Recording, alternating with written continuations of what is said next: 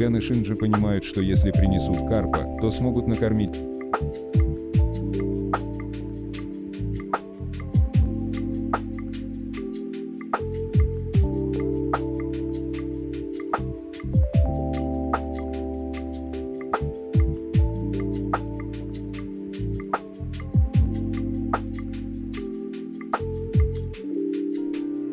Joe Hisaishi is one of my all-time favorite composers.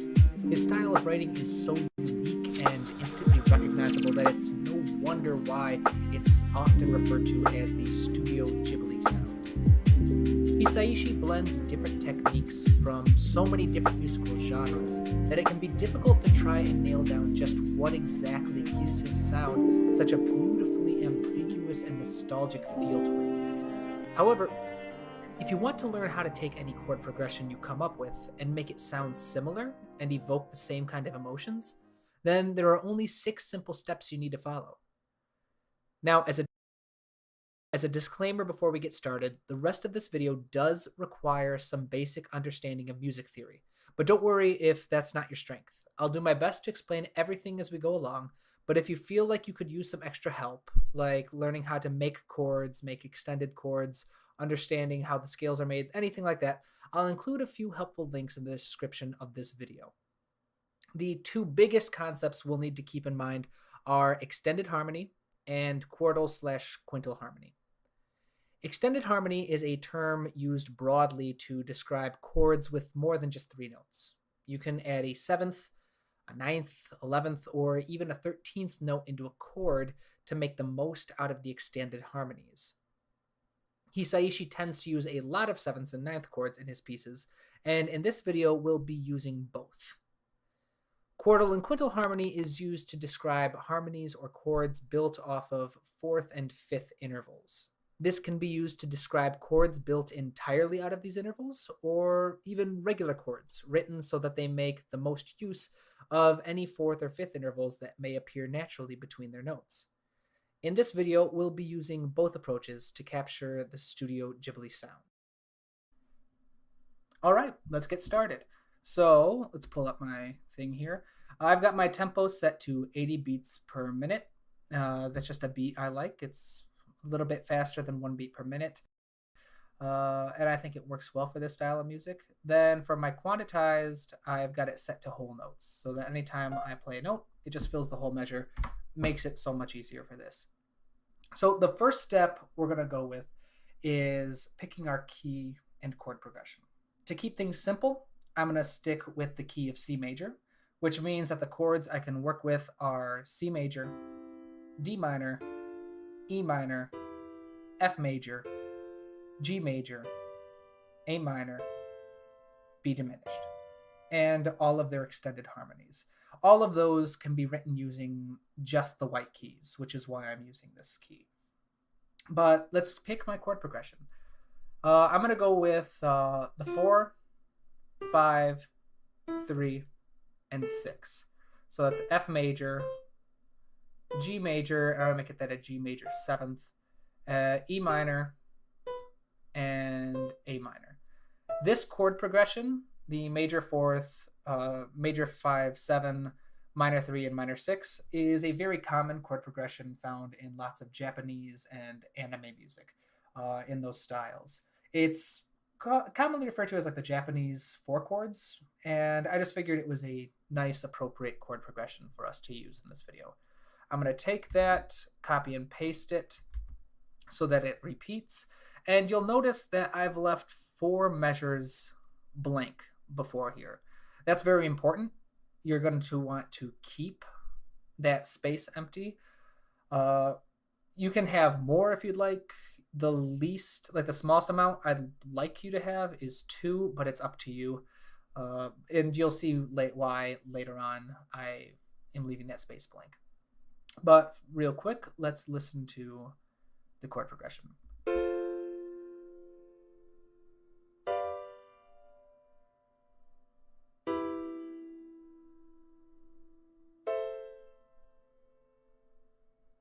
Awesome. So that's it for step 1. Pretty easy. The second step is going to focus on this first chord, the F major. What we need to do is find the dominant 7th chord of this chord. Now, what is the dominant 7th chord? This is basically just the 5th chord in a key with a 7th extension. So looking at the F major, we think what scale starts with an F major, and of course the answer is an F major scale. And we find out what the 5th chord of that scale is, and that would be C major. And adding the 7th on it, that would give us C major 7. Now, the dominant major 7th chord is a strategy used in a lot of film music and a lot of classical music. It's used because the major 7th chord really wants to resolve to the 1st chord. So in any key, in our usual key of C major that we'd be writing the rest of this piece in, the major chord, the dominant 7th would be G major, right here. So G major 7 typically wants to resolve to the 1st chord. We're not doing that here, but it's a good strategy. It helps focus all the attention on the 1st chord. So if you listen to this, it resolves very nicely. It helps focus a lot on this chord here, on the F major. Now, we don't want to bring too much focus, so we're going to round this out a bit more by adding a 9th to it. The major 7th add 9 chord. This is a very commonly used chord in Joe Hisaishi's music and is commonly referred to as like the Ghibli chord. It's the magical chord that gives it that sound. And if you listen to it, you can start to hear that. But we're not done just yet. We need to revoice this. We have the notes for the chord, but we're going to take the 1st scale degree, the very first note in the chord. We're going to bring that up 2 octaves by just hitting shift and up arrow. Next, we're going to take the 5th scale degree, or the 3rd note in the chord, and just bring it up 1. And now let's listen to it.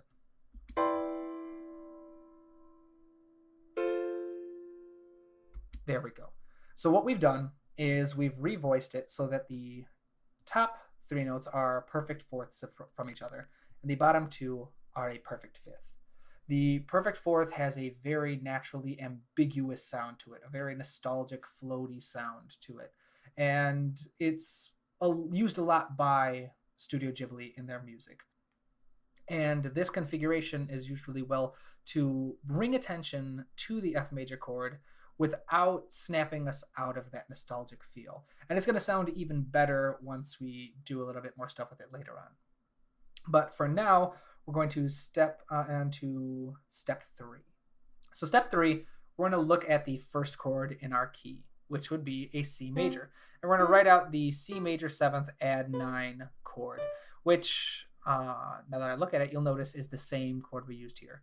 That's not always going to be the case. This just happened to be the case because we chose F major to be the chord that we were leading to. This could be any chord depending on which chord progression you go with. But this one, we're also going to revoice, but in a different way, and arguably the most important way in this video. We're going to take the 3rd scale degree and the 7th scale degree, or the 2nd and 4th note in the chord, and shift them up 1 octave. What this does is gives us 4 perfect 5th intervals between our chords. And this is the trademark Joe Hisaishi Studio Ghibli chord. Let's take a listen to it. All right, so that chord is used as the opening chord in One Summer's Day in Spirited Away.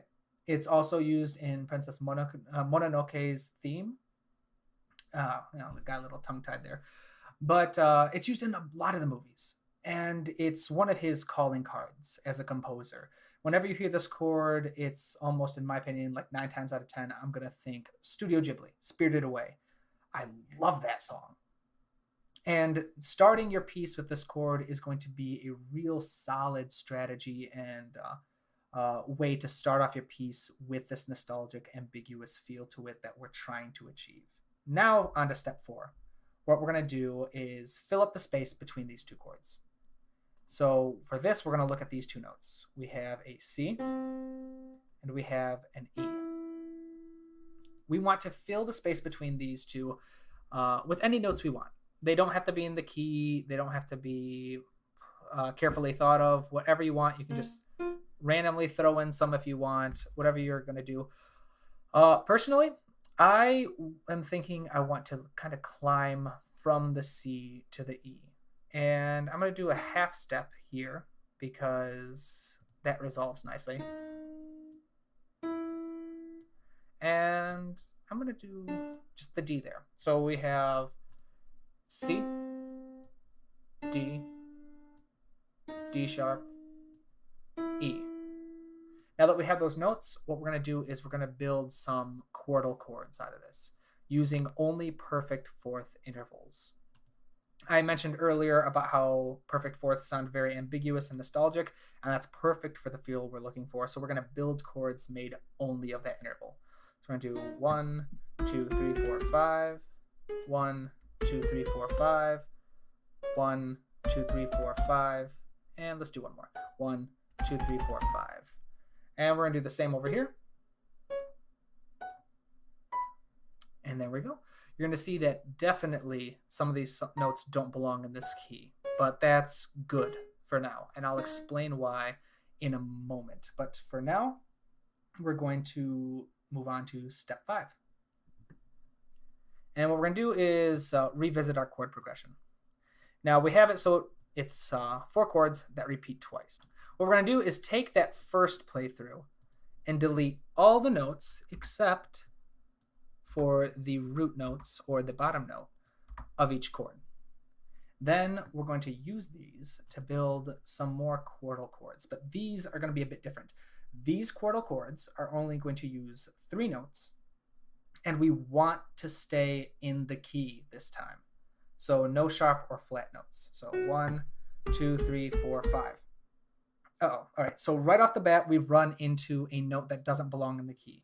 What you're going to do in situations like this is move up 1 more so that we're working with an augmented 4th instead of a perfect 4th, which should still help serve our purpose. Then after that augmented 4th, you're just going to do a perfect 4th again. 1, 2, 3, 4, 5. All right. So there, we're going to build the other chords just like that. 1, 2, 3, 4, 5. That's good. 1, 2, 3, 4, 5. Build it over here.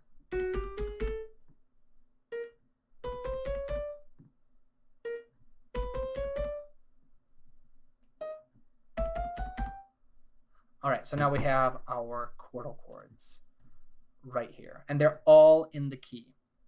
Now, let me explain something. Earlier, these 4 chords, we didn't care where the notes came from, inside the key, outside the key. Well, specifically these two. These two were kind of predetermined. But for the middle 2, we didn't care where the notes came from. And the reason why is in the beginning of lots of Joe Hisaishi's music, especially in One Summer's Day from Spirited Away, he starts out very atonal, which is a fancy way of saying he doesn't have a key. He's using any notes he wants, anything that sounds nice. There's a bunch of reasoning behind it, but for the sake of this video, we're just going to say he chose whatever he felt like choosing. Now, that's all fine and dandy for the beginning. It gives us a very nostalgic and ambiguous feeling. Again, wow, I've used those words so many times. But that's how I'm going to describe it. So it gives us that feeling we're going for. But we're eventually going to want to focus on a specific key. So after these first 4, when we've been all over the place, don't know where we're at, this one focuses in a little bit more on a key, but doesn't use any chords from the key. This is a chord made out of 2 perfect fourths. That's not really a chord found in the scale naturally, typically, I should say. And all the chords are made like that. So we're starting to get closer to the key of the piece, but we haven't arrived there quite yet. Now down here, we have arrived completely. We have our chords. They focus on the key. They're the diatonic chords. They belong in that key, and it's going to help focus the piece to let us know where home is.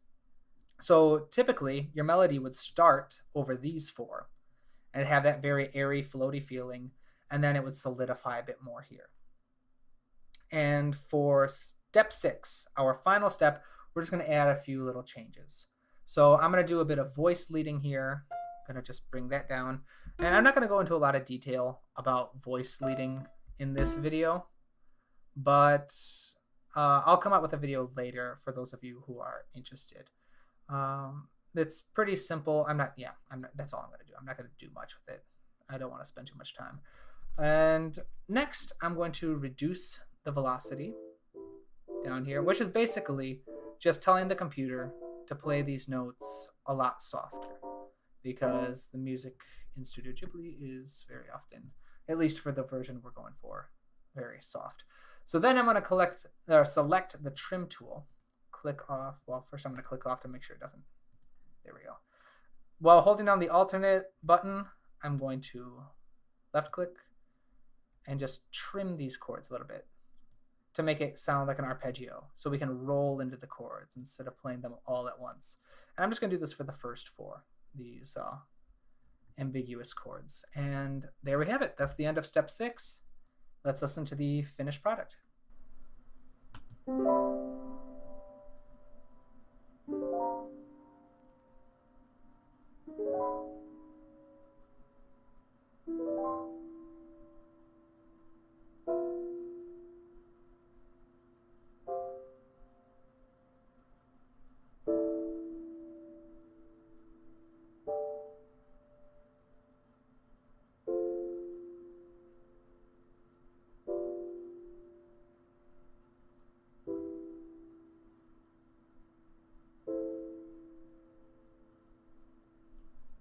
There we go. Now let's listen to what it might sound like with a melody written over it.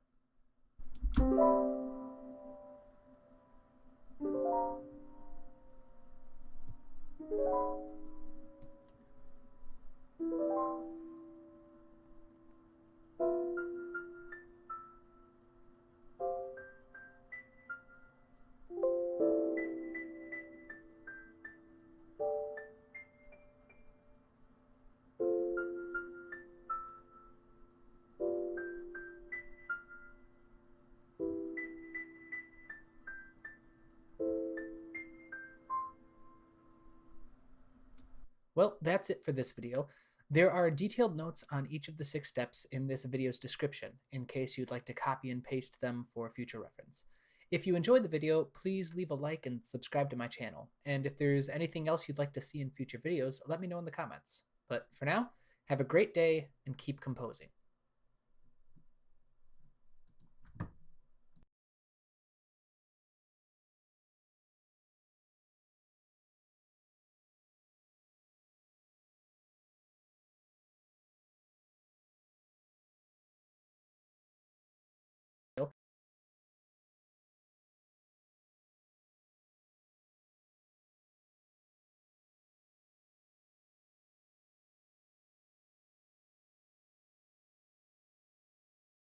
Welcome to the first video in the Studio Ghibli series.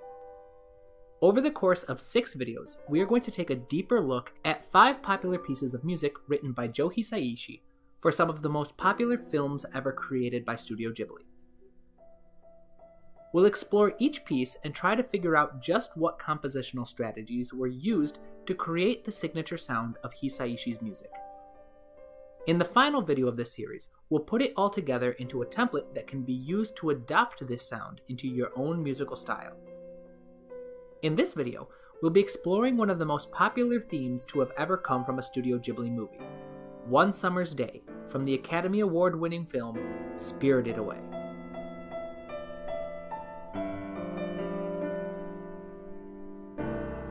This video is broken into 3 main parts.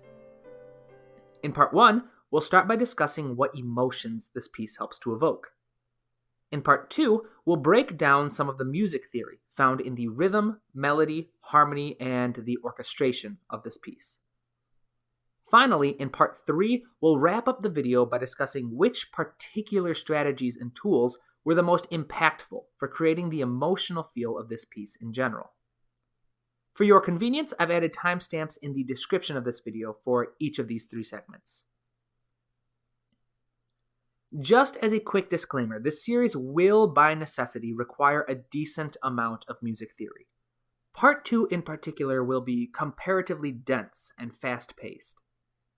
I'll do my best to explain things as I go, but in order to stay on track, I won't be able to stop and explain everything that comes up.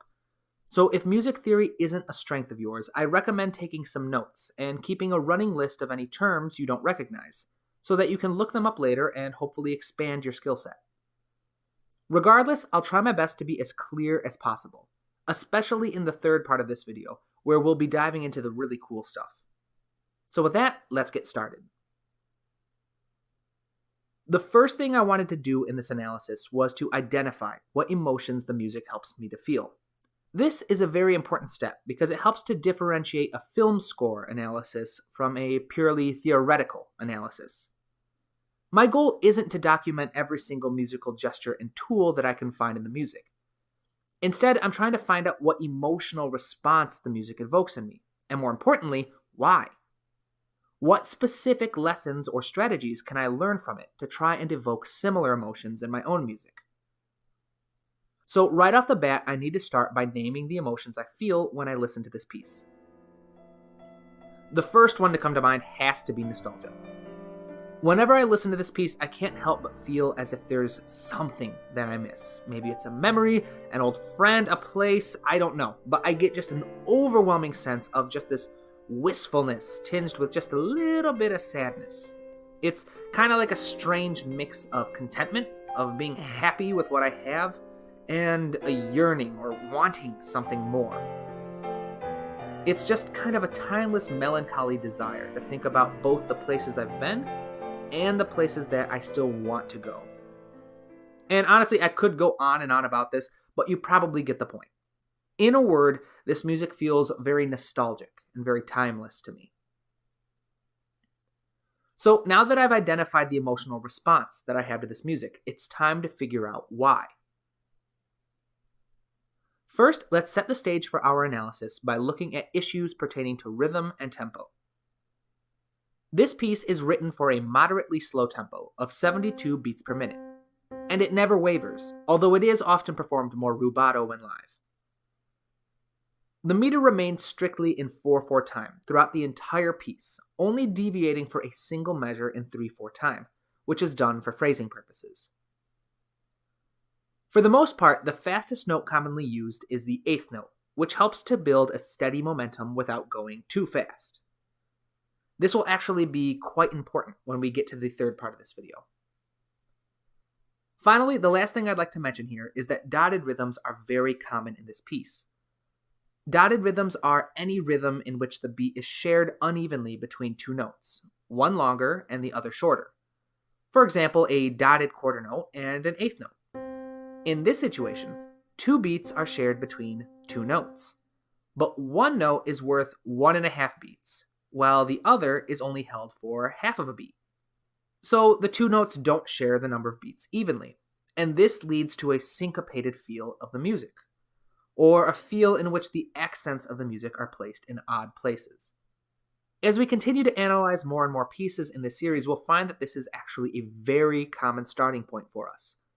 4/4 time, a slow to moderate tempo, eighth notes being the shortest frequently occurring note, and plenty of dotted rhythms. These all work together to help set the stage for the emotional nature of the music. And now that we know what we're starting with, we can start looking more closely at the other musical parameters in this piece, starting with the melody. So the first thing we notice about this melody is that it's very lyrical in nature. There aren't a lot of large leaps. In fact, the vast majority of this melody consists of conjunct movement, or movement from one note to the next by step.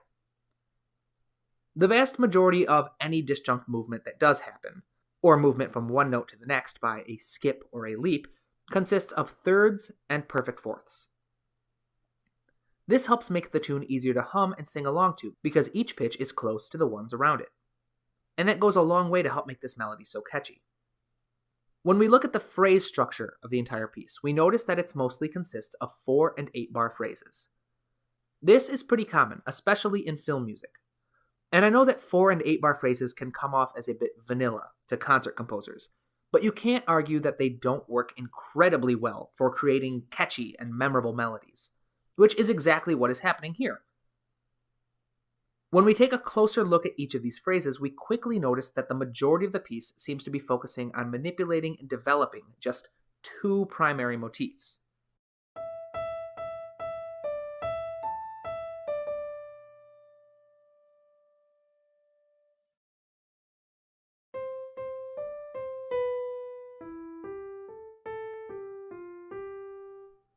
Both ideas are very rhythmic by nature, using lots of repeated eighth notes and syncopation to create the energy and the personality of the material.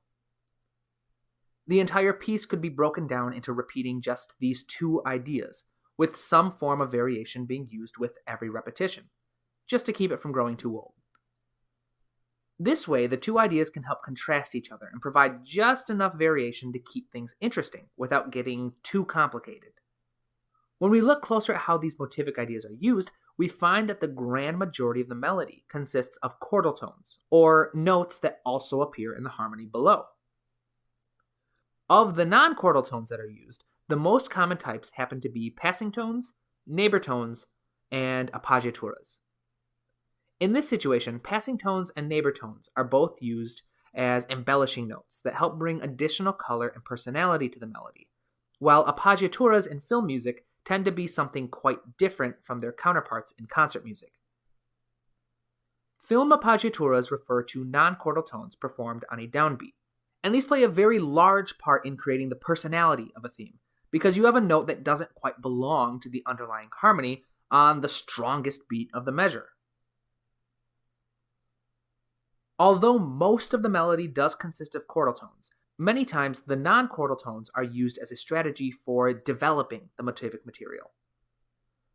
The notes in the melody are very often first presented as chordal tones, and then repeated with new chords reharmonizing the same notes into non-chordal tones. Speaking of harmonization, let's start looking at the harmony used in this piece. The majority of One Summer's Day is written in C major, but it does make excellent use of borrowed chords, many of which are from the parallel key of C minor.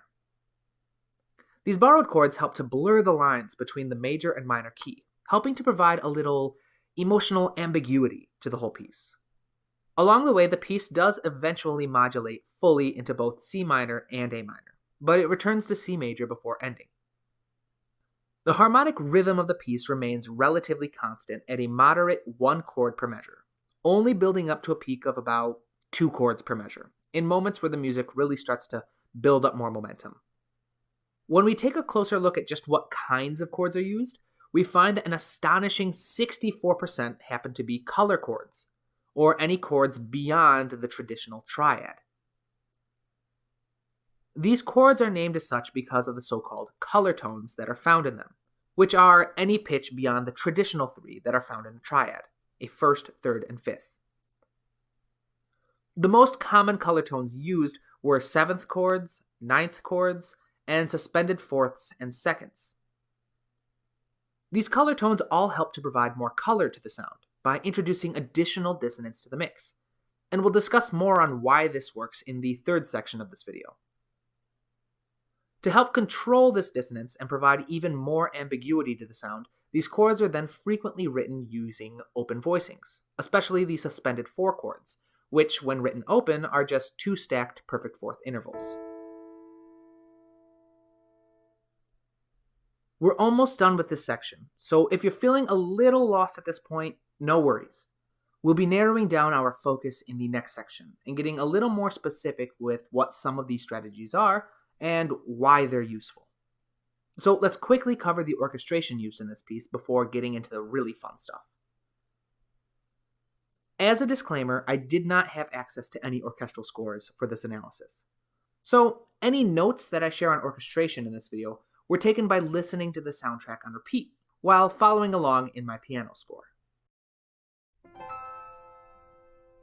Starting off, we have a solo piano performing large, open chords as introductory material.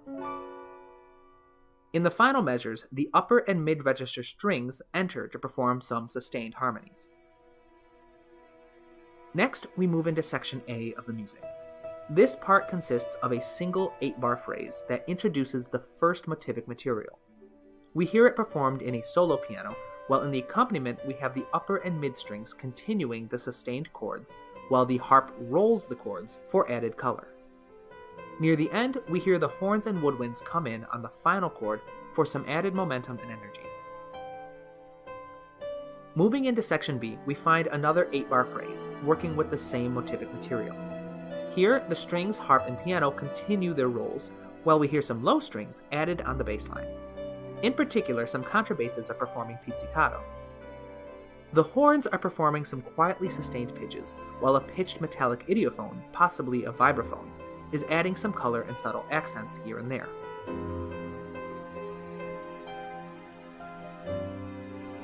Section C consists of 2 4-bar phrases, using distantly related material developed from the initial idea. The variation is strong enough to make it sound like brand new material, which you could technically consider it to be if that's what you prefer.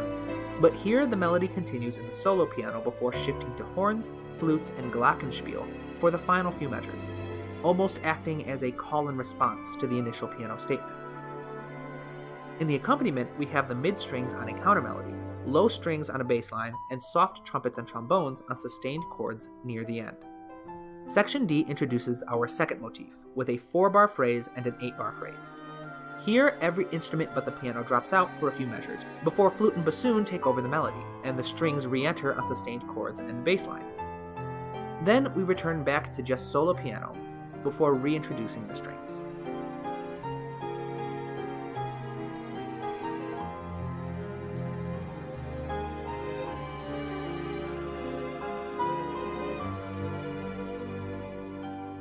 Section E starts with some transitionary material, before exploring fragments of the motivic material that we've worked with so far.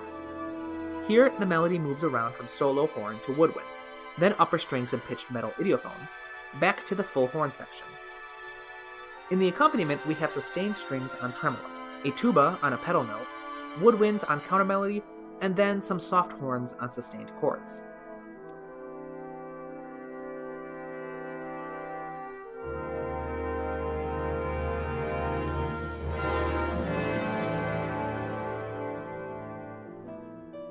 We quickly move back into the solo piano with some strings tagging back in at the end of the phrase, before the woodwinds take back the melody with glockenspiel and piano on the arpeggios.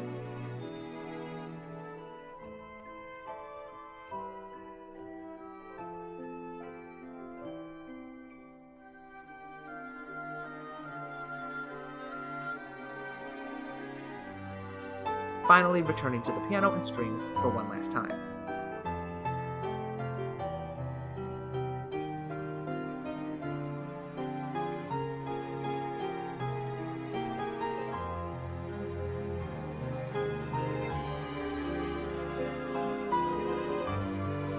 In the final section, section F, the melody bounces around the woodwind section and strings, with pulsing strings and horns in the accompaniment, before repeating almost the exact same orchestrational structure that we found in section E.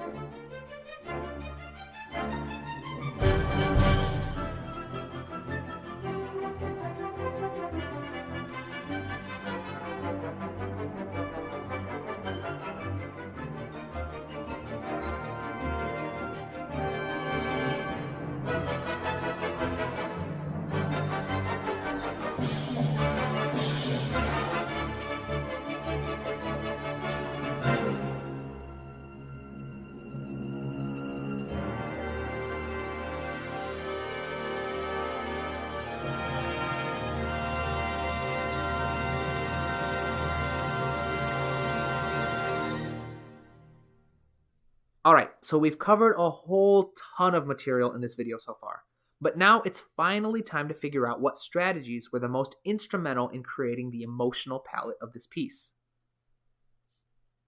First off, let's look at the harmony.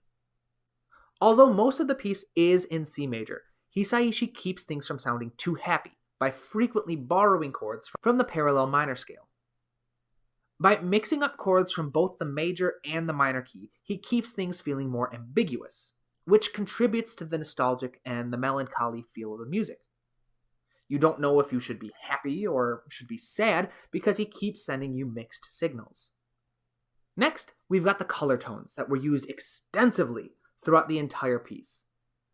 Extended harmonies and other color chords are very common in almost every piece written by Joe Hisaishi. They help to blur the emotional lines that we're used to in most Western music.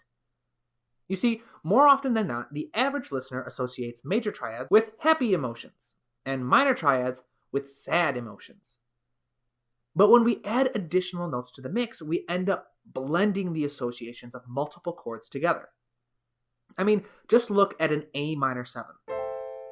The bottom 3 notes form an A minor chord, while the top 3 form a C major chord. Both have contradictory emotions associated with them. So when we combine them, they can be used to give off mixed signals. And this is only compounded when you add a 5th note to the mix, so that you have an A minor, a C major, and an E minor, all mixed together into a single A minor 9 chord. To further make these chords even more ambiguous, he frequently arranges them with open voicings, so that it becomes even more difficult to recognize what kind of chord is being used. This makes it more difficult for us to associate the sound with an emotion, leaving us with a mixture of both sadness and happiness at the same time, which is often associated with nostalgia. These strategies have been used in many different genres of music and have become almost idiomatic of the Studio Ghibli sound. However, there are still a few just really crazy awesome things that I found in my analysis. So this entire piece seems to focus on an elaborate game of just tug of war between strategies for building momentum and strategies for killing it. For example, the melody uses lots of driving eighth notes. Normally, this would be a strategy for building up the momentum in your music.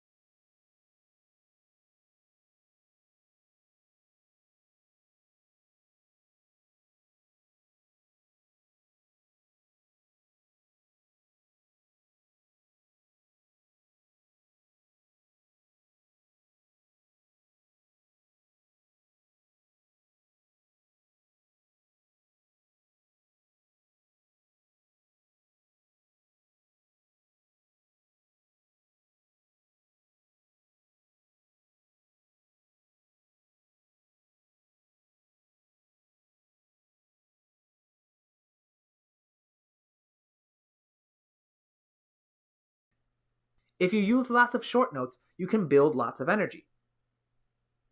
However, at the same time, many of those eighth notes just repeat the same pitch. And this kills the momentum. Most of the time, repeating the same note over and over and over again helps to reduce energy and momentum because your music isn't actually going anywhere. It's just remaining in the same place. By building and reducing energy at the same time, you end up with just this emotional feeling of just kind of running in place, which contributes greatly to the nostalgic feel of the music. And this isn't the only way that Hisaishi does this. Normally, borrowed chords and modulating to a new key help to build lots of energy in your music. Throughout the piece, Hisaishi emphasizes an E dominant 7. This is a secondary dominant that is typically used to modulate to A minor. However, he uses this chord a number of times without actually modulating to it. He just continues to use the key of C major. So the frequent use of a modulating tool helps to build energy, while refusing to actually modulate with it kills the energy. Later on, when he uses this strategy to actually modulate to the key of A minor, it's lost a lot of its power and doesn't give nearly as big of a boost to the energy and momentum because it's been overused. So once again, we're left with a feeling of just being stuck running in place. A third strategy that he uses is to artificially manipulate the harmonic rhythm of the piece. Harmonic rhythm refers to how many chords there are in a single measure. Most of this piece sticks to a moderate harmonic rhythm of just one chord per measure. A common strategy to start building energy and momentum in your music is to increase the number of chords you're using in a single measure.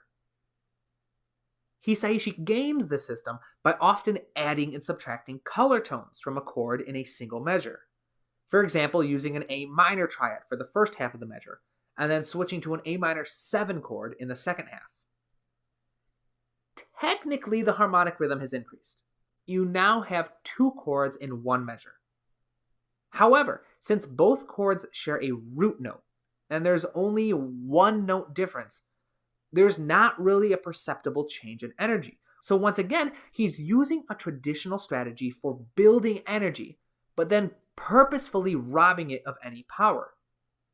And this continues to contribute to just that sense of being stuck running in place. Finally, a fourth, pretty closely related strategy he uses is one that I've actually never come across before studying this piece, but is one that he uses in almost every piece of music that we'll be discussing in the series. And we'll call it the chord morphing strategy.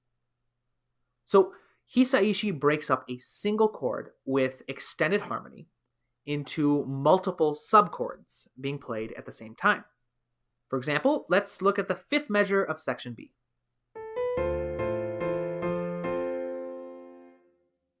The right hand is performing a constant F major triad. This is as a means of harmonizing the melody. However, in the left hand, he's performing a D minor 9 chord, which just happens to contain all of the notes found in the F major triad, plus a D and an E. This ends up having a super cool impact that I just can't help geeking out about. So while we technically only have one chord in this measure, a D minor 9, moving through the arpeggio while an F major triad is performed repeatedly in the right hand, an illusion is created, in which it sounds like we're switching from chords every 8th note for the first 2 beats, starting with a D minor 7, an F major add 6, an F major 7, and then an F major.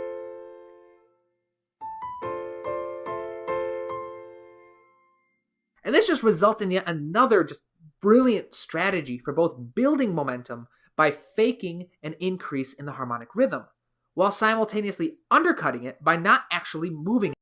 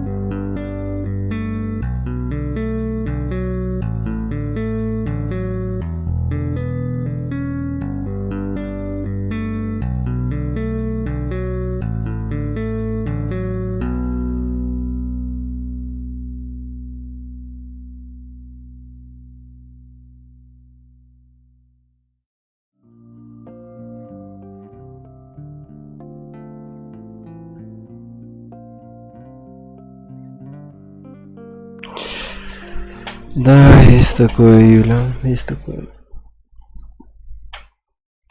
Спасибо, что зашла на стрим. Да, вот сижу, смотрю камеру. Круто.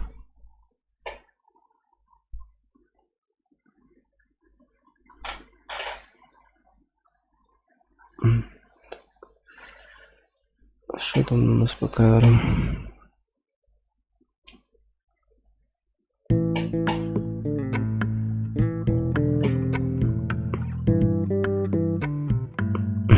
Модель лол.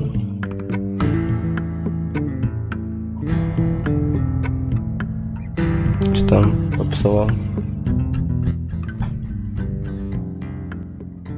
Там плакаешь? Да нет, типа чиллю. Почему сразу плакаешь?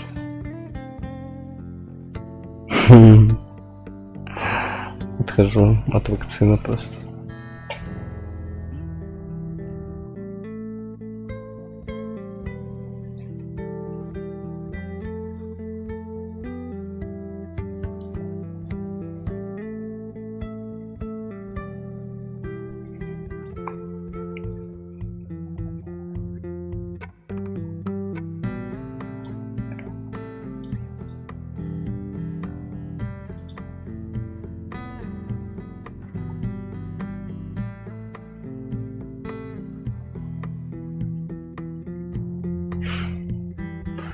Казалось, голос состроен. Ты чипировался?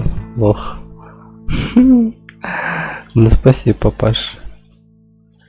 Ну, мне пришлось это сделать, потому что мне сертификат нужен о том, что я прививался. Не волнуйся, я тоже скоро заставят. Так что никуда не денусь. Все заставят. Ну, тут, наверное, короной не буду болеть, хотя, кто знает, как вакцина работает.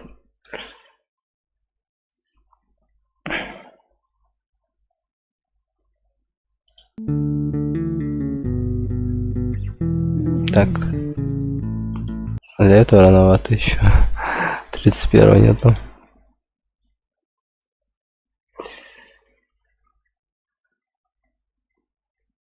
Я в Володаре, мне похуй, в другом городе.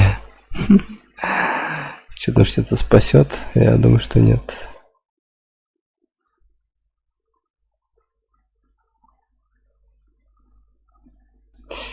Рано или поздно всем придется эту хуйню делать.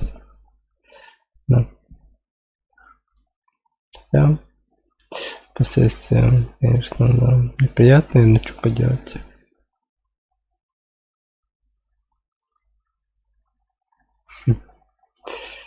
Я тебе не шо. А вот коронавирус ваш этот всякое может сделать. Вот. Поэтому надо как-то с этим жить.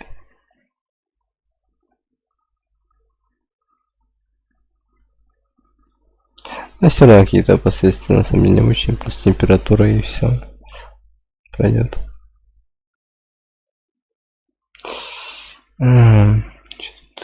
О, сам 41.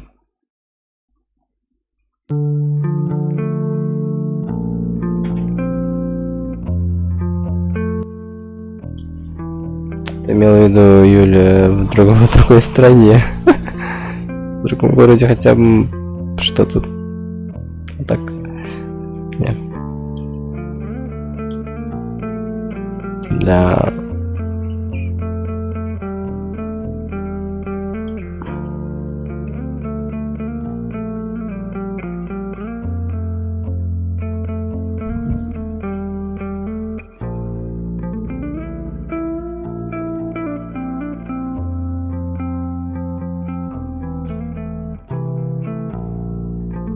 Да, ваш коронавирус придумали жидомасоны, чтобы объебывать людей на доллары. Да, ты скажи, что коронавирус придумали китайцы и специально его распространили, чтобы... Не знаю... Чтобы другим людям было хуёво.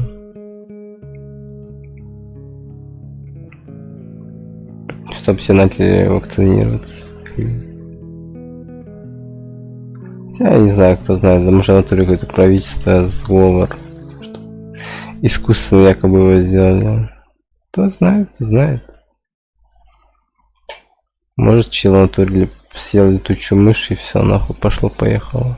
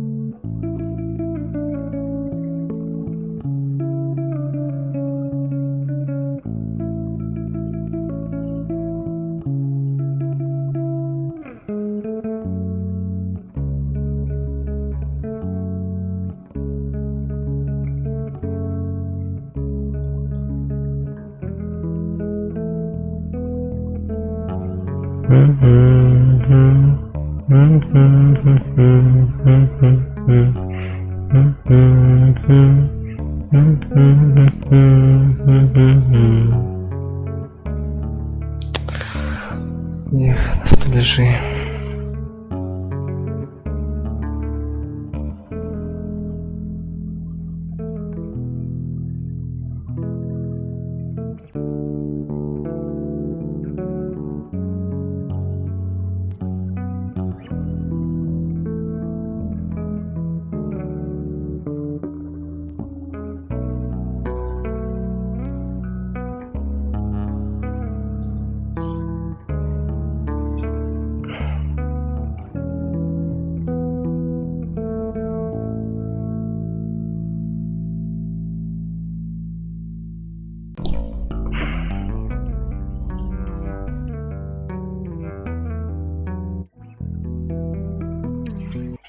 Уф, я крутой чел, подписаться надо.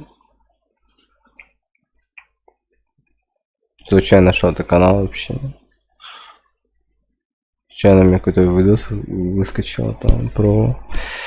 Не знаю про что, но что-то там, короче, вот.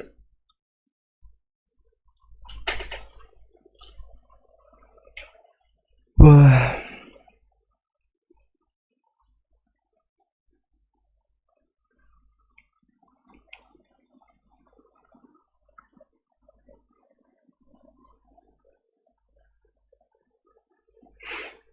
очень хорошая песня.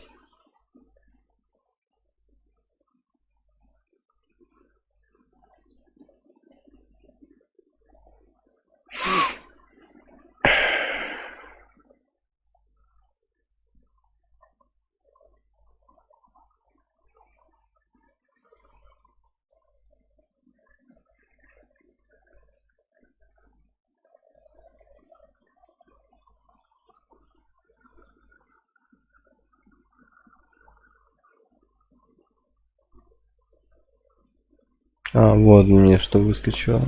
Первый видос из этого канала. Pixels, where is my mind? Можно еще раз послушать 2 минуты всего лишь. Блядь. Охуенно послушал. 7 лет назад. Пиздец, время идет. Давненько.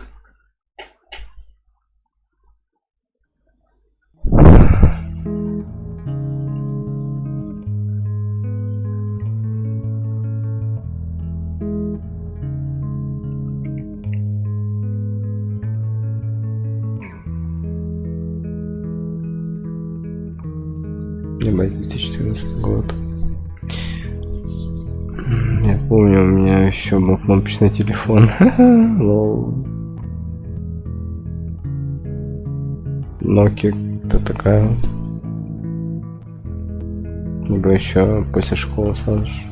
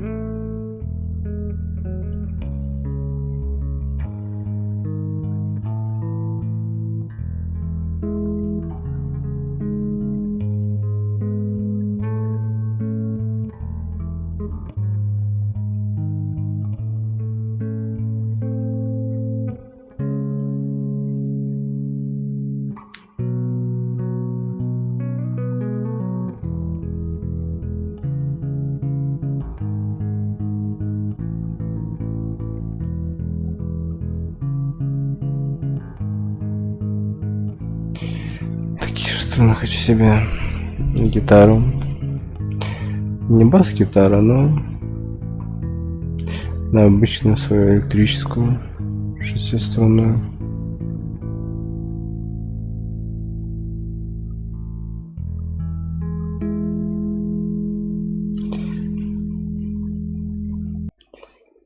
Молодежь. Bass depression, shiny bass depression.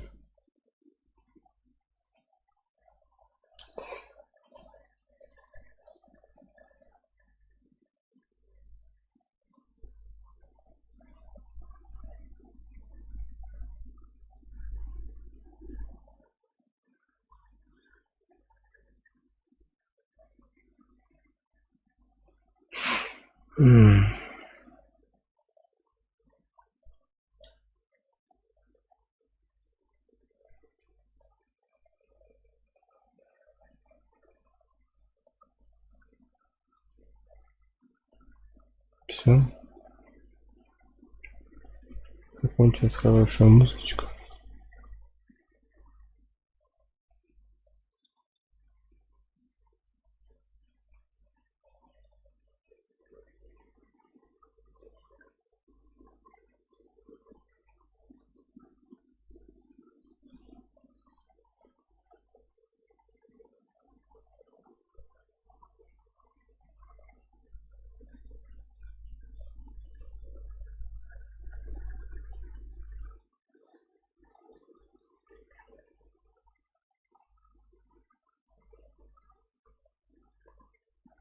Ну вот, можно вот это по классике послушать.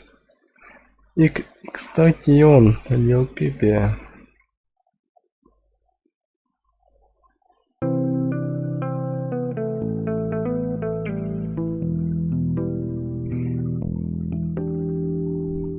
Бля, надеюсь, челику нормально. В лесу, блядь, зимой, нахуй. Минус 25 походу сидит, играет на бас-гитаре. Круто.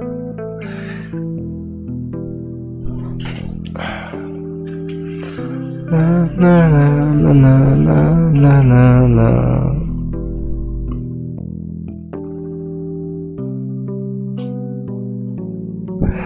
А звучит как?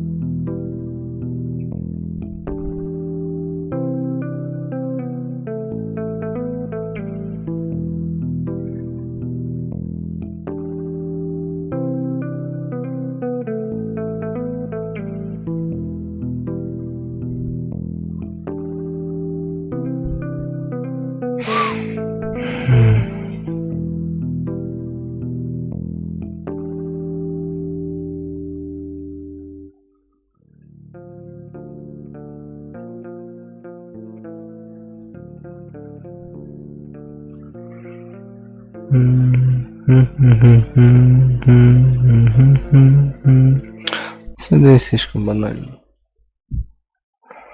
Вот не слушай Infinity One Pillins.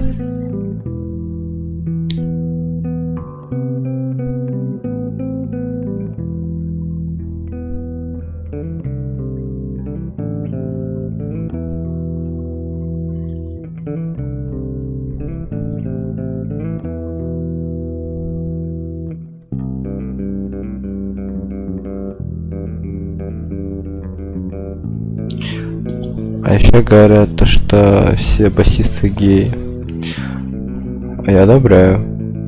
В этом нет ничего плохого. Мне кажется, они даже намного лучше геев и натуралов. Раз каждого так играет. Лампа очень.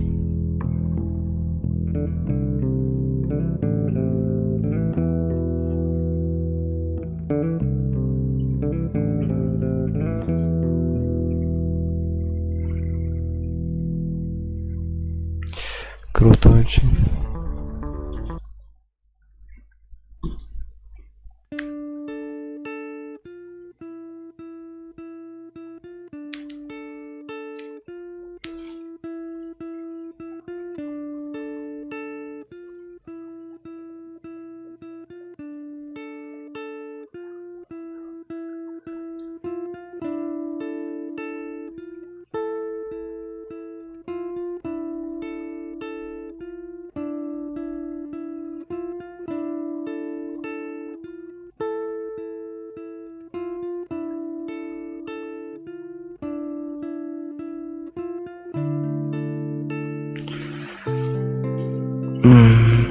Что-то очень грустненько.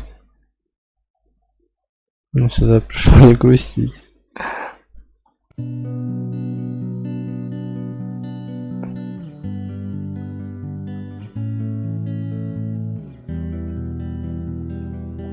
Это разве это так нравится?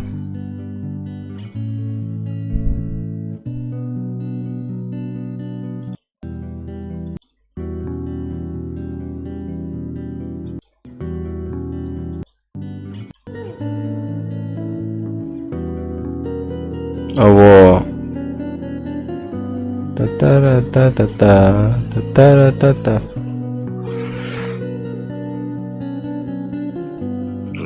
Ну, я понимаю. В голове сразу этот момент из пипец, где Чириков избивал.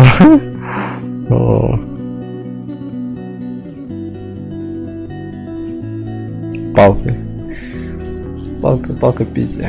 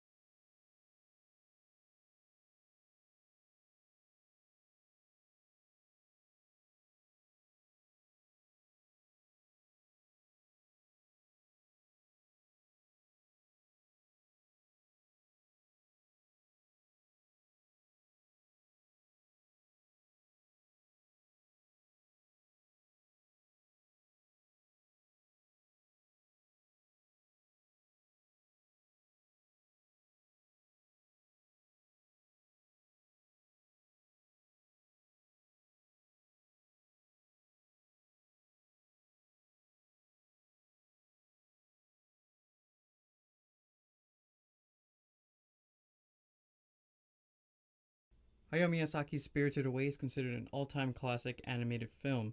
Its score was written by Joe Hisaishi, whom I'd like to consider who John Williams is to. If you haven't done so already, go ahead and take a listen. Let's start off with the introduction chords, which already are pretty unconventional. The first major chord is an F major 7 add 9. And that comes from this voicing here. But this voicing over here actually comes from a stack of fifths. So we have, right? F to C is a fifth, C to G is a fifth, G to D is another fifth, D to A is another fifth, and A to E is another fifth. If we move this up an octave, and we kept this other stack of fifths up there too, and remove the D, we get that first chord. And it's for that reason that we'd consider the first chord to be something that's very sweet or beautiful or light. The next chord actually doesn't really make too much sense. It's E and a B on the left hand, and a D, G, C on the right hand. And this is a stack of fourths.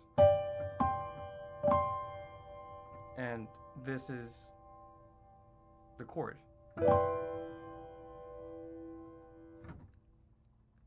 This chord would make a little bit more sense if it was actually a complete stack of fourths from E to A instead of E to B. So, but in reality, it's actually just E to B. The next chord is a true stack of fourths, and it is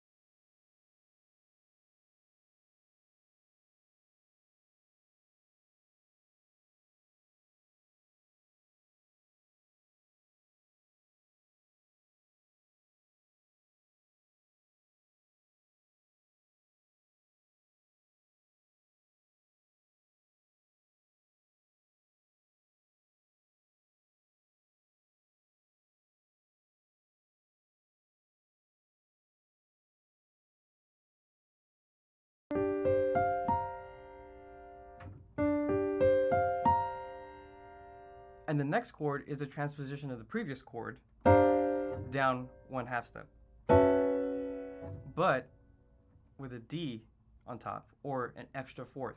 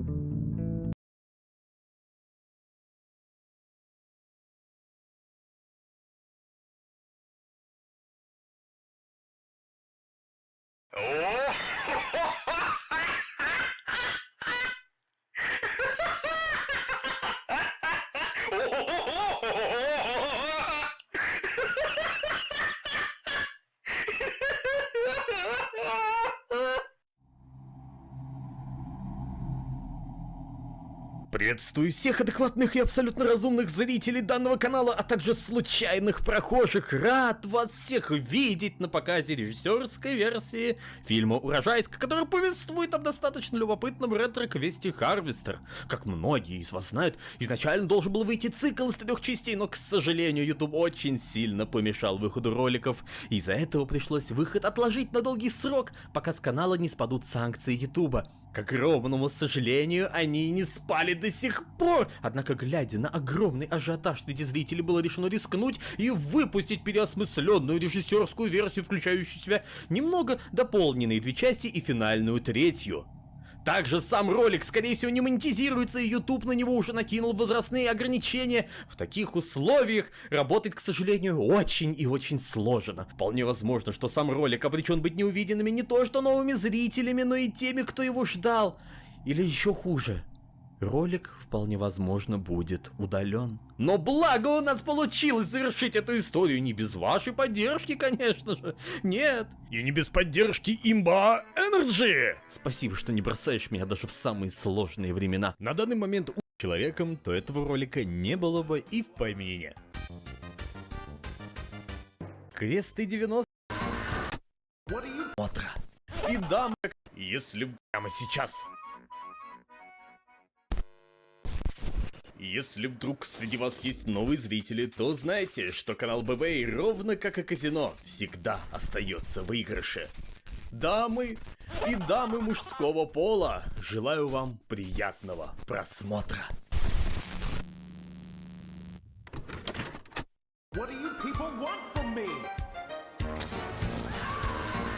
Если бы я был более достойным человеком, то этого ролика не было бы и в помине.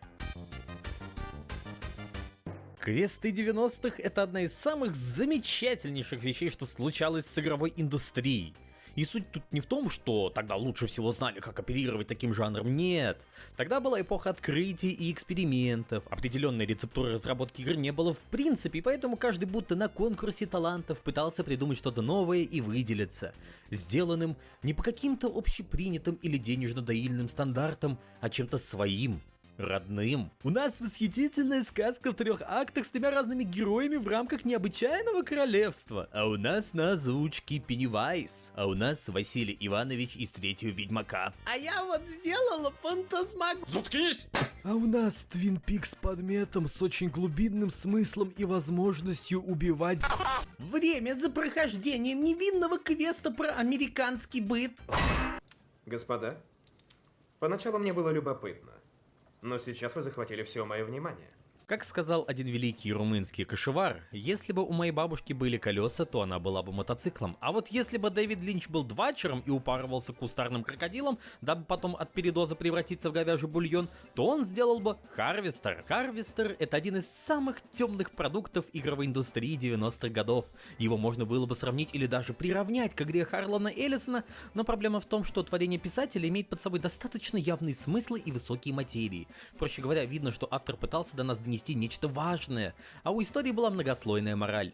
Харвестер же игра совершенно иная. По первой, да даже по второй, третьей может показаться, что это самый безвкусный, вульгарный и просто срамный проект людей, что хотят заработать на шок-контенте. Мол, смотрите, у нас тут кровяка и всякие ужасы страшные, мы знаем, вы такое любите. Срамота! Еще подозрение вызывает вот такой момент. Игра была выпущена в 1996 году студией Digifix Interactive, и это была их последняя игра. После нее они пытались выпустить стратегию, вдохновленную команд Conquer, но успели лишь выложить демо. Студия была распущена. И не кажется ли вам странным, что развал студии произошел именно после этого с виду стрёмного квестика? Ну, вообще-то так и есть. Игра провалилась в продажах и получила достаточно средневековые оценки. Ее, конечно же, занесли в самые разные списки самых жестоких игр, но по факту люди просто не поняли, что это за хрень и в чем тут какой-либо смысл. Плюс саму игру 100 раз переносили просто из-за того, что во время разработки происходили самые разные траблы с технической составляющей. Однако... не все так просто. Очень часто гении бывают не поняты и отвергнуты обществом. И хоть Харвестер шокирует, но шокирует он тем, что под маской пошлой безвкусицы оказался... А впрочем, вам лучше это увидеть самим. Дамы, господа трапы и прочие адекватные и абсолютно разумные подписчики, устраивайтесь. Буквально через пару мгновений мы отправимся в путешествие в, пожалуй, самый недооцененный, но гениальнейший щитпост 90-х годов, который будет понят лишь детьми просранной морали, то есть нами.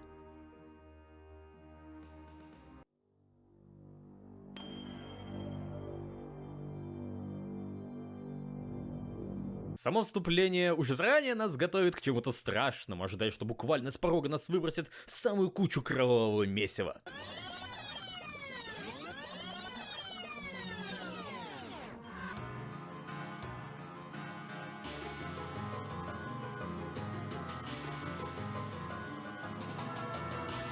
Однако после 3D-шной буфанады и сисичи главного героя внезапно начинается самый обычный квест.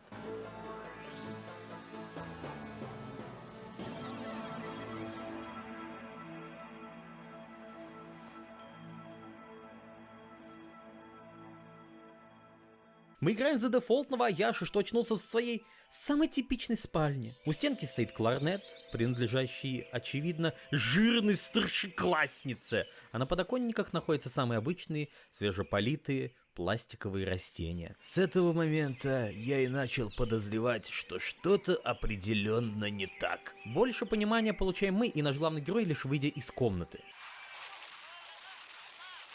В зале пацанчик сидит и смотрит ковбойское шоу, а некая женщина на кухне готовит печеньки и сразу же выкидывает их в помойку. Сам же главный герой вообще без понятия, где он находится, имени своего не помнит, кто эти люди не знает, и вообще он походу прибыл сюда из времени более современного. Но само собой, больше мы узнаем из диалогов. Leave me alone, Steve, or I'll tell Mom on you. Mom's in the kitchen, and if you bug me, I'll call her. Look, do you know me? Wish I didn't. 'Cause then you wouldn't be my brother, and I'd have your room, and all the presents at Christmas. Though I will soon enough anyway, 'cause you're a lousy rat. You're my brother? No, duh. Listen, I don't mean to, bug you, but I can't seem to remember anything. Will you please just tell me who you are? Mom, Steve is bugging me. Steve, leave Hank alone right now.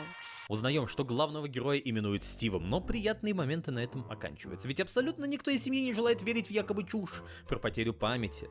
Тот же младший брат заявляет, что мы придуриваемся и вообще по жизни шутняра. I'm sorry. Каким контролем румяности? Standing here, waiting to be dropped. Barber's pole. Practically a confession. Жителей Урожайска. Well, I hope you're proud of yourself, killing my clientele. Ever since the monster... Ситуация опосля пожара была бы дать вам все произошедшее переводить, да вот хуй. Необходимым ингредиентом. Practically a confession. Ничего не осталось, нам придется идти на кладбище и прорываться в фамильный склеп Потсдамов, где меня ожидает дикая копченая собака. На случай же, если вдруг Стив поведет себя как упертый шутняра и вместо ложи пойдет спать, придумана альтернативная концовка.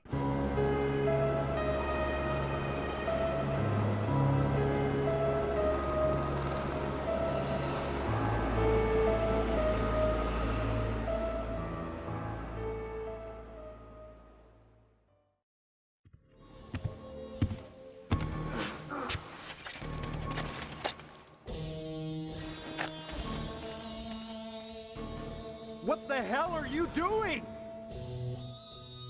I told you, if you were still in harvest for the annual blood drive, you'd have to donate. What's happening here? Have y'all lost your minds?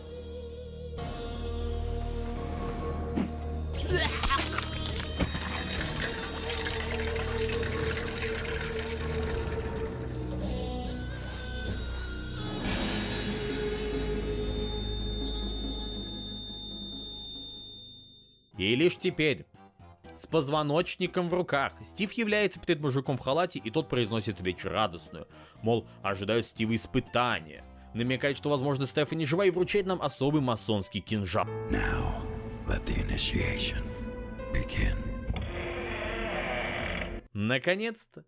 То, что вы так долго ждали. Стоп, подождите. Ай-яй-яй-яй-яй. Какая досада!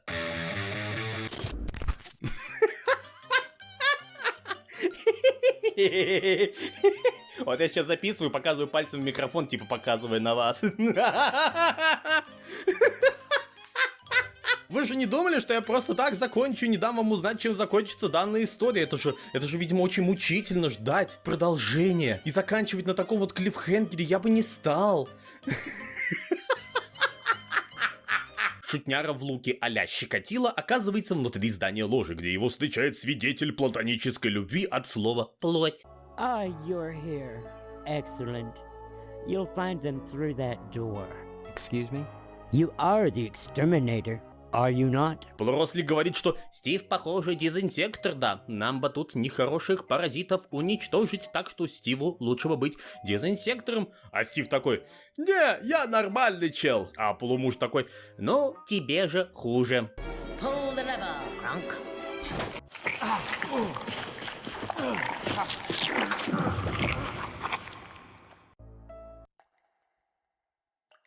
Всем привет, я Стив, вы смотрите мой travel-блог прямо из желудка. Желудка с кислотой, очами, очком и неведомой чертовой дрянью. О, я подписчик Пупса, когда урожайская еврейская морда. На случай, если вы вдруг спросите, что это за фигня, то я отвечу, что без понятия. Ни с того ни с сего игра вдруг решила из триллерной пародии на американский быт переквалифицироваться в ужасы. Поздравляю тебя, Стив, теперь ты в ложе, ну, по крайней мере, внутри здания ложи. Правда, внезапную радость обламывает надпись. На одежде Стива и его кожи желудочная кислота, медленно сжигающая его заживо. Кто-то женился, кто-то развился, а вот я Переварился! Благо в соседней комнате находится местный работяга, способный за 5 афганских шекелей постирать и помыть Стива. И все бы ничего, да вот при входе в данное место у Стива отобрали вообще все, так что баксы приходится искать, бродя по страшным закоулкам с трупами, чудовищами, библейскими отсылками и разными людьми, которые внешне максимально похожи на злых близнецов жителей Урожайска. Well, I hope you're proud of yourself, killing my clientele. Ever since the monsters invaded this level, the members have taken to dining with the Grand Poobah upstairs. The Sergeant-at-Arms always used to insist that bodies killed in the lodge be disposed of without trace. And so the members would bring me their business for preparation and dissemination. О-хо-хо-хо-хо-хо-хо. Оказывается, тут на обед, ужин и бранч подают мясо трупно-человеческое. Делаю удивленное лицо. Чем больше я наблюдаю за приключениями Стива в данном заведении, тем больше у меня создается впечатление, что по сути это строение очень похоже на странную пупно-всратую солянку из самых разных комнат. Вот что здесь делает техасский бар. В техасском баре бухают только геи и ковбои, а фанатов Нью-Вегаса я что-то тут так и не увидел. Зато тут, кстати, находится очередной пример вырезанного контента. Если Стив посмотрит в зеркало, то случится такая надпись. Страшно. Однако изначально помимо надписи должно было случиться и это.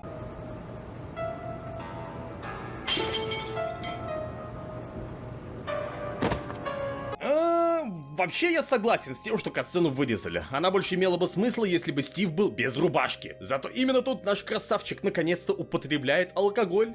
Стив уже такой взрослый и после этого видит агрессивно настроенного себя с косой. А мой мальчик дерется сам собою в гейском баре из Нью-Вегаса. Благо все оканчивается хорошо. Доппельгангер мрет. В баре обнаруживаются деньги. Деньги отдаются работяге. Одежда чистая, а толстобровик же с чистой совестью убивает работягу. Зачем? Да потому что только так можно найти любимую фанатами очень моднявую косу. Зацени мой клевый лук. Мне очко лизал Федук. Простите, но я вынужден шутить современные шутки, дабы идти в ногу со временем. Ожидайте еще там шуточку про Бебру, Моргенштерна. What's the matter?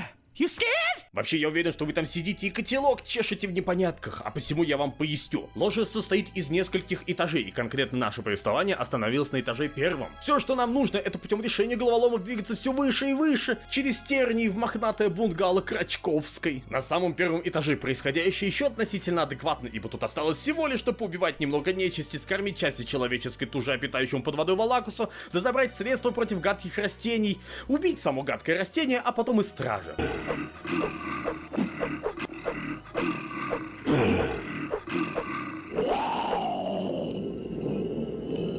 В принципе, на этом можно закончить первый этаж, да двигаться наверх, но я, пожалуй, лишний раз подтвержу образовательный статус нашего канала. Существует очень ложный и наглый слух, что в свое время на римских увеселительных вечеринках 18+ была практика чрезмерного обжирательства. Однако многим было неприятно носить столько еды в себе, и поэтому на каждом культурном мероприятии был так называемый вомиториум, куда все гости могли блевать. Очень неприятный слух, не имеющий даже элементарной доказательной базы. Таким баловались богатеи и балуются до сих пор, но вот приписывать римлянам это оскорбительно, знаете ли. А вот в ложе есть свой собственный вомиториум, правда это буквально ванна, в которой обычно люди купаются и... Ладно, валим отсюда.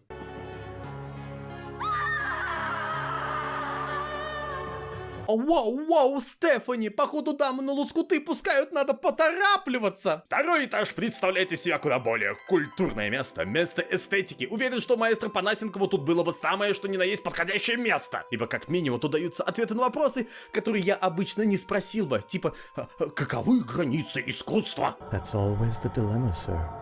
What are the boundaries of art? Only you can answer that, and only for yourself. И это достаточно забавный ответ, учитывая нынешнее порно/хентай-зависимое поколение с фетишами самых разных сортов. Lovely works, pastoral scenes, noble sculptures. These are easy on the eye and mind. But when confronted with a work of hideous form, you're forced to deal with it, even if only to dismiss it as trash. Sadly, the most extreme works are the hardest to dismiss. I'm just passing through. If only it were that simple. То есть нам буквально говорят правду. Это было достаточно странно. Правда, несмотря на культурность данного места, именно тут Стив начинает драться все чаще и чаще. И звук такой, будто бьешь пориджи по пустой башке. Эта скульптура отвратительна, но странно эротична. Кого, блядь? Галерея остается позади, и далее наступает череда загадок. Правда, в правильном порядке эти бериндейки пройти почти что невозможно. Я абсолютно хз, задумывали так разрабы или нет, ибо и в том случае это выглядит странно. Допустим, тут имеется библиотекарша, падкая на рофлы. Can I help you? I'm looking for a girl. This is a library, not a brothel. Вы, конечно, не удивитесь, но от некоторых шуток этой бабки твиттерские дети, скорее всего, скончались бы на месте в трусы. Well, if she is here, she's not been invited as a member. There are no female members of the order. To be sure, one or two have qualified throughout our history, but they're generally not of our caliber. I doubt there are any females in this building. At least none that are extant. Ну типа нынешние люди из высшего общества считают, что прислуга не люди, Но в принципе эта шутка актуальна как никогда. В пример, те же сперматоксикозники со Старкона также к косплеерам относятся. I'm not a member. Women are kept here for the services they are able to render. Just as some jobs are beneath men, so too can certain services only be supplied by women. Ну, об чем и речь? Она говорит, что поможет Стиву с поиском. Be supplied by women. Ну, об чем и речь? Она говорит, что поможет Стиву с поисками Стефани, если тот поможет вернуть книгу, которая находится у Каина, страдающего по убитому брату. Вот вроде простой квест из разряда «подай, принеси, за яичко укуси». И по идее Стив должен пойти по такому пути. Сначала он идет к главе ложи, дабы тот подсказал насчет слабости Каина. Далее находит в музыкальной комнате плетку, которая легким шлепком выбивает Каину глаза. А потом, получив книгу, бабка дала бы совет насчет того, что ключик нужный находится у шахматиста на уме, а именно внутри черепа. Даже шрам есть доказывающий, что ему буквально ключ вшили в голову, который раскраивается об топор, если пацан решит шахматную головоломку. На словах все звучит максимально просто, элементарно, как И все бы ничего, но все двери на нашем пути стоят в всратом порядке, а потому я просто вхожу во все подряд, и поэтому после бабки я пошел убил шахматиста, зарезал Каина и поболтал с дедом. И судя по всему, разрабы прекрасно понимали, что в нужном порядке пройти очень сложно, ибо об этом говорит реакция Стива. Ah, you've returned the book, I see. Thank you, young man. Feel free to look around the library for anything that interests you. You told me you'd help me get to the 3rd floor. Ah, yes. You'll need a special key, which is in the keeping of our resident chess master. Here is your clue. Along with the positions of his pieces, the chess master holds the key to the 3rd level, always in his thoughts. That's the clue? Бабка в издевку даже подсказку на листочек записала, чтоб мы не забыли. Уверен, что местный уборщик абсолютно солидарно разделяет мое настроение, ведь у него настрой очень даже не даже. Excuse me, you can't come in right now. I just mopped the floor. You think just because I'm a janitor I got no pride? That's all I got to do all day is clean up after you rich bastards? Think eyes before you get hurt. А это что за дверь? Ой, вот что бывает, когда клоуна заставляют пересматривать Владу бумагу да слушать Моргенштерна, чтобы быть с детьми младше 5 лет на одной волне. А еще Стив забирает у него рофельный ключ и куклу. Данный этаж, помимо странных крестов, примечателен еще и тем, что имеет достаточно всратую возможность просрать свое прохождение, если ты как дебил играешь с одним сохранением. Вот 2 стойки с флагом Америки. Их можно спокойно не брать и пройти далее. И если вы это не сделали, то вы проиграли. Начинай игру сначала, односейвовый ты дебил. Еще тут также можно доски взять, которые тоже обязательно нужно подобрать. Теперь же Стив с этими предметами в кармане идет дальше. Пока что они ему не нужны. Его приключения и без этого насыщенные. Он застревает в комнате головоломки с бойлером, которая вот-вот рваньет, а потом убивает работника. Это вообще что? Маленький амудешный гномик, который не дает амудешной сране взорваться во время игры в танки? Да ты заеб... О, вот оно, глядите, комната славы. Так вот, доски вам нужны, чтобы с помощью них перейти комнату славы и попасть в комнату, которая вот-вот раздавит Стива его thick жопу. Комната, кстати, полностью закрыта с 2 сторон, и если вы не подобрали флаги, то все, конец игры. Но благо я по уму тот еще высоко ICQ-шный малый, а потому мой сейв-лист максимально разумный. Его я вам, кстати, после игры обязательно покажу.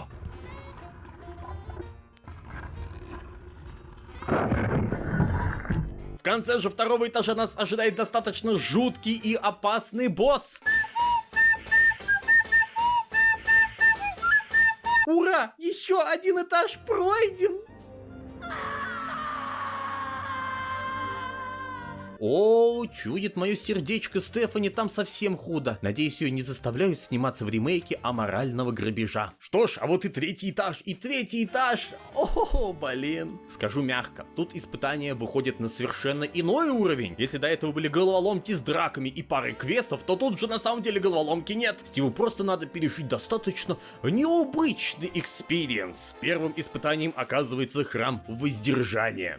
This is the temple of the mystery of abstinence. Do not eat of the food or you will be punished. All within are hereby bound to a vow of abstinence. Молодой человек, я бы к этим бургерам не притронулся, даже если бы Байонета об них очком потерлась. Не бойтесь, мини-версии Влада Савельева не существует.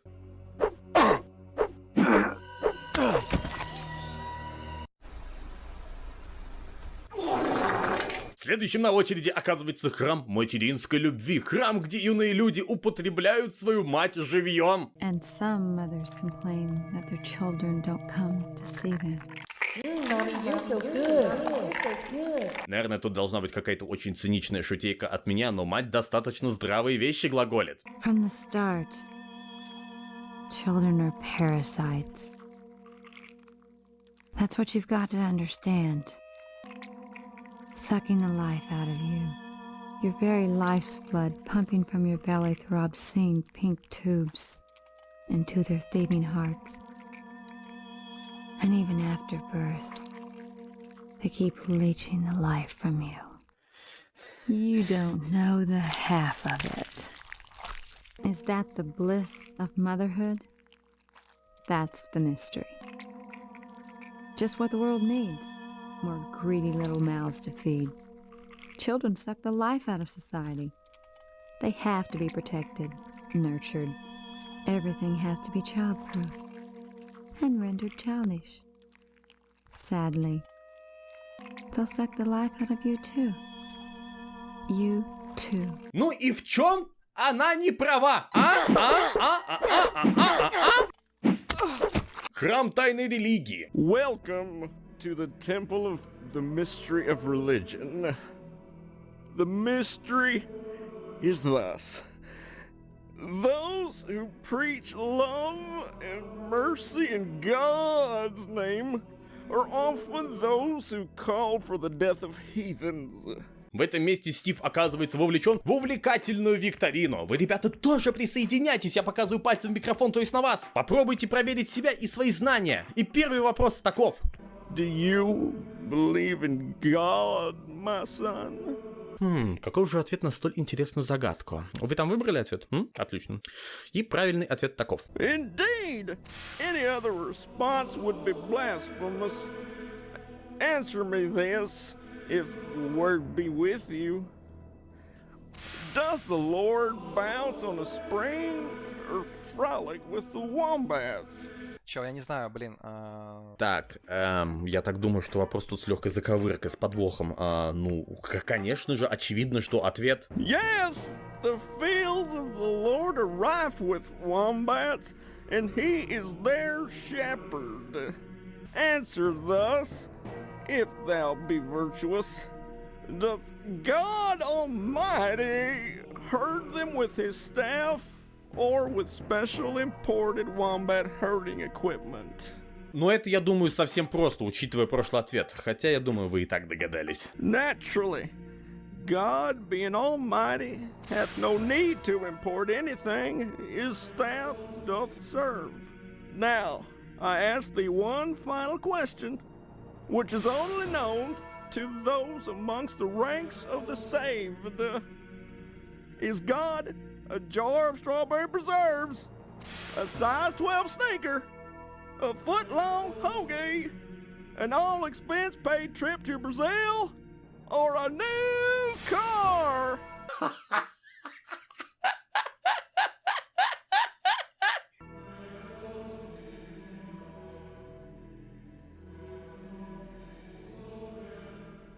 You are correct. Pass in peace, brother. The Lord is with thee.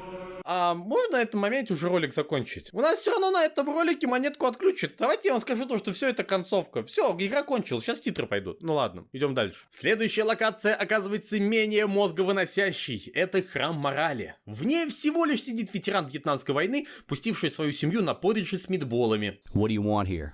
I'm just passing through. You think it's that simple, huh? Just passing through? Well, my family was just sitting around. And look where it got them. My country paid me to kill. And then when I came home, I was out of a job. They expected me to stop? Cold turkey? Is that what they wanted? A paycheck today, jail cell tomorrow? Am I a criminal or an entrepreneur? Hey, let's find out. А в чем он не прав, собственно? Я так понимаю, тут тип сейчас мне должны какую-то чушь затирать, но пока что говорят очень здравые вещи. Что дальше? Храм математики, где дед будет говорить, что 2 + 2 равно 4? Благо нет, мы оказываемся в холодосе, где мистер Потсдам жрет мясишка. Welcome to the temple of the mystery of flesh, Steve. Have a bite? Mr. Potsdam? The mystery is this. Sometimes you have to lose some meat to get some meat. They wouldn't let me in until I demonstrated my worthiness. My invitation came after I buried Karen alive. Now I'm a butcher. You should have gotten your dad to hire me on. That way you could have been the boss instead of the prime cut. Забавный факт, кстати, ща угорнете. По изначальному сценарию мистер Потсдам должен был быть голый. Да, голый жирафуфел жрет мясо, а потом нападает на Стива. И разрабы реально засняли челика голым в оригинале. Однако, видимо, потом цензура их с этим не пропустила, и разрабы буквально в пейнте нарисовали ему штаны, причем так убого, что это просто невозможно не заметить. Обожаю эту игру. Следующая комната оказывается храмом похоти. Hello, handsome. Looking for a good time at a reasonable price? Тут пожилые проститутки предлагают Стиву провести время с удовольствием, и он на самом деле может это сделать. И умереть от гонореи. Хорошо, что он решает парировать столь прекрасное предложение путем убиения жриц этого прекрасного храма. А вот в храме красоты Стив решает пойти путем троллинга. Welcome to the temple of beauty. And am I not beautiful, oh man? Look at my hair, black as a moonless night. Look into my eyes, deep pools of desire. Look at my complexion, pale white and glistening. Если быть точнее, он отдал красавице зеркало, и та сошла с ума от фантомных недостатков. Oh no, look at me. Do you see that? I'm fat! Fat!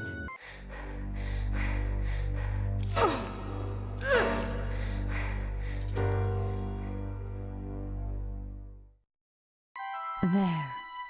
Am I not beautiful? Look at my complexion. Pale white and gleaming. Развел бабу, так сказать. К моему огромному стыду, я вынужден показать вам, как наш бедолага Стив оказался вовлечен в развратные игры, и альтернативного пути я что-то не увидел. Тут он буквально избивает незнакомого мужика плеткой. Ну, вообще, можно бить чем угодно, хоть битой, хоть косой, хоть бензопилой, но мы с вами будем считать, что шутняра решил следовать некому внутреннему канону. Welcome to the temple of the mystery of charity. Ой, господи, дожили. Стива сейчас будет учить уму-разуму стример. Я бы сейчас пошутил, что этот дед пожилой Хесус, но, как вы можете вспомнить, Лумис был больше по бабам. What mystery is there in charity, for God's sake? The mystery is thus. Any act of charity is an act of selfishness. For in any charitable exchange, one must take from another, and one is always left the poorer. Ну и в чем этот дед не про... А, стоп, я же рано или поздно иду в стримера с концами. Чел несет абсолютную чушь. Ересь, умри, еретик. А в храме милосердия гладиатор заставляет Стива убивать пенсионеров. As part of your initiation, you'll be required to execute them. That's how old people are disposed of in the lodge. And each member is expected to do his share. Я так понимаю, что если случится очередная пенсионная реформа, то она буквально будет такой.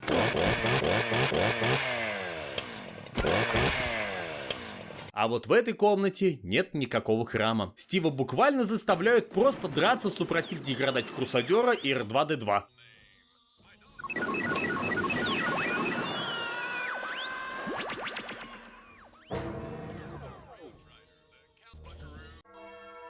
Welcome to the inner sanctum, big guy. Principal Harold? Ой, господи, ой. Не удивлен, что школьный извращуга занимает весьма высокий пост в этой ложе. Прям как в жизни. Within the inner sanctum, you will address me as Vice Muck Harold, second in command to the Grand Muckety Muck. He of the Fez and Buffalo Ham, the secret handshake, the funny passwords.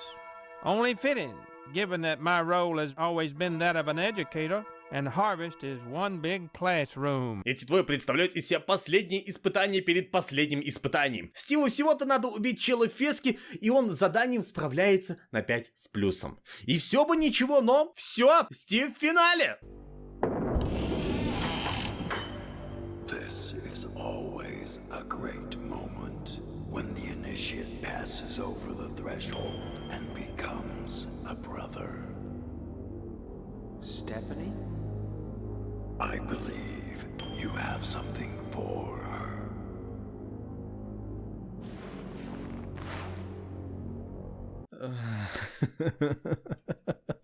До какого же абсурда тут все иногда доходит, я просто не могу. Товарищ масон вручает в руки Стива даму и подмечает, что каждый подъем по веревке причинял Стефани лютейшую боль. Но хоть эта конструкция не была как в «я плюю на ваши могилы».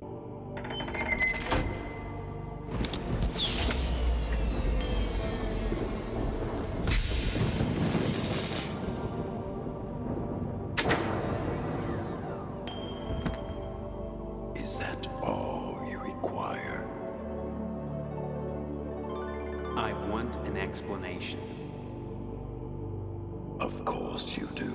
И наконец-то происходит пояснение всего того, чего до этого случилось со Стивом. И все оказывается максимально просто и элементарно. Все увиденное нами тут до этого, а именно люди, чудовища, убийства, это все не настоящее. Стив в симуляции. Эдакий VR-мирок. Урожайск нереален, как и Мордовия. Но тут же возникает вопрос, а зачем Стива сюда запихнули?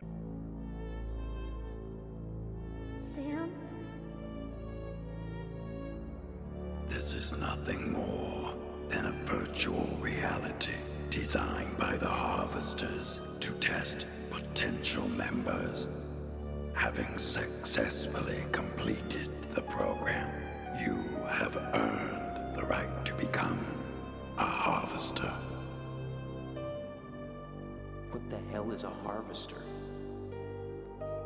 The hand that grips the knife that stabs. The ones who move amid the crop and harvest the fruit. You're talking about people. Killing people. Again and again and again, I believe the technical term is serial killer. The Harvesters seek to perpetuate terror and discord for our own purposes.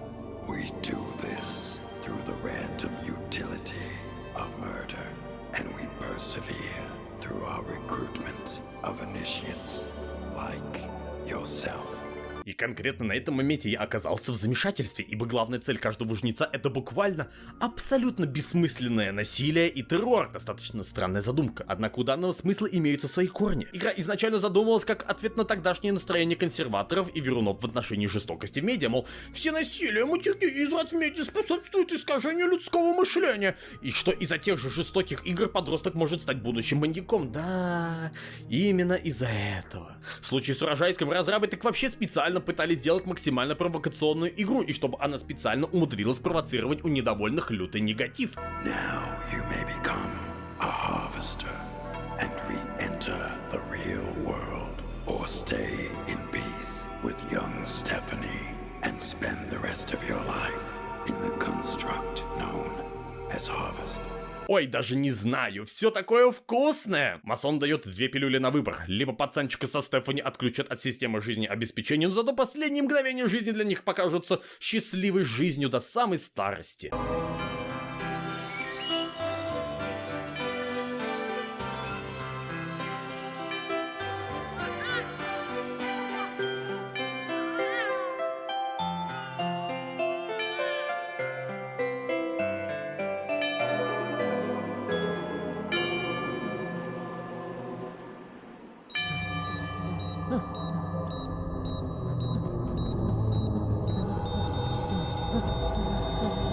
What a waste. This kid could have been something. Never looked back. We got 2 more to plug in. There's gotta be a better way to develop these serial killers. This is scientific. You want we should go back to the old way? What old way? Good breeding. Либо же мальчик в рубашке с особой жестокостью кокнет деваху, которая по своей сути настоящий человек от всех остальных убитых до этого, и лишь после этого Стив выйдет в реальный мир, выйдет отсюда жнецом, тролли-шутнярой. These harvesters, they put people through this torture to give them a taste for killing. The way to beat them is to deny them, to live out your life here with me. You're thinking about killing me, aren't you? Didn't you hear what he said? I do exist. If you kill me here, I'll die for real. And I'll feel all the pain, all the terror, because I'm real. Well, after all, what's a murder without pain and terror? We will feed the pain impulses directly into her brain and then pull the plug. You will be a murderer, this time for real. So what will it be? Life in harvest or life as a harvester? Choose now. Убей или будь убитым. Я не буду говорить, что одна концовка плохая, а другая хорошая. Они обе плохие и достаточно мрачные, разумеется. Наиболее каноничным вариантом будет резня, так что не обессудьте. Please help me. Steve, don't do this, please. No. No, please, somebody help me. No. Прости, Стефани, но быть подключенным к VR-чату до конца своих дней как-то пососно.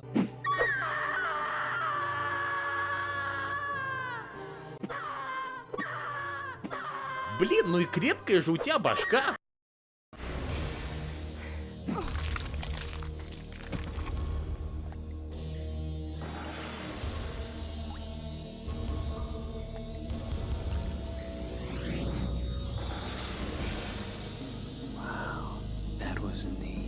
Реакция каждого зрителя после просмотра финала «Урожайска». Welcome to our order, brother. И без каких-либо объяснений Стива, а точнее уже полноценного жнеца, выпускают в мир реальный, где он...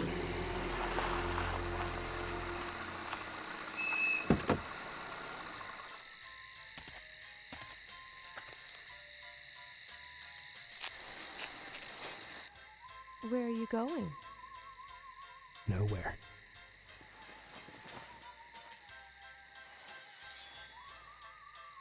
Nowhere at all.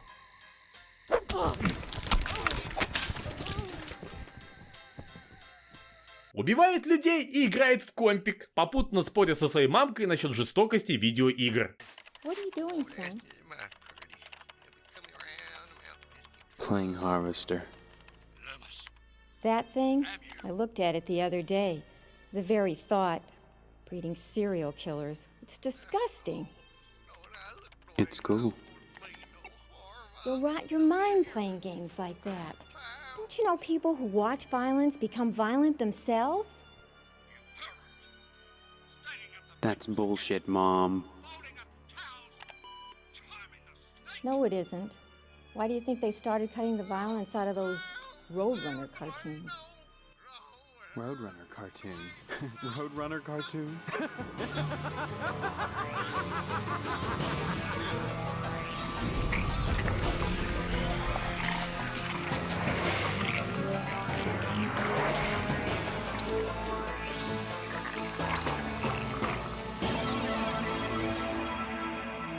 И на этом игра буквально заканчивается, оставляя игрока с одним лишь вопросом. А в чем смысл? Главная претензия, бытующая среди игроков, это то, что концовка по своей сути не несет какого-либо итогового вывода, что пытался сказать автор. Что ж, сейчас я вам расскажу. В первую очередь стоит понимать, что Урожайск не просто игра и отличный квест, а самая настоящая попытка сделать предмет искусства. Это игра заявления, ответ полной ненависти. Главный мозговой центр, источник вдохновения, режиссер катсцен, человек, давший свою внешность гробовщику и шахматисту, Гилберт Остин всю свою жизнь знатно бугуртил заявления ненормальных, мол, все эти игры, фильмы, мультика и музыка опасны для детей. Именно этот детский щит и выводил Гилберта из себя. Он боялся, что рано или поздно вся шиза может дойти до того, что вся культура развлечений будет строиться вокруг детей. И в какой-то мере он оказался прав, ибо... Корпорации буквально стараются выпускать контент с детскими рейтингами, чтобы бабла больше заработать. Сама возможность того, что искусство может быть ограничено рамками по тем или иным причинам, была неприятна, и именно поэтому при создании Урожайска, а точнее Харвестера, Гилберт старался как можно дальше заходить туда, куда люди заходить не привыкли. Он глумился над американской культурой, выворачивал наизнанку храм семьи, вставлял в игру инцест, персонажей нетрадиционной сексуальной ориентации, дабы выбесить правых, и рофлил над этими самыми пожарными, дабы взбесить левых, и вставлял в игру интересные задники, которые по отдельности выглядят очень даже достойно. Он столько всего постарался впихнуть в игру и обмазал все это настолько странным сюрреалистичным сюжетом, что попытаться хоть как-то создать вменяемый итог будет сложно.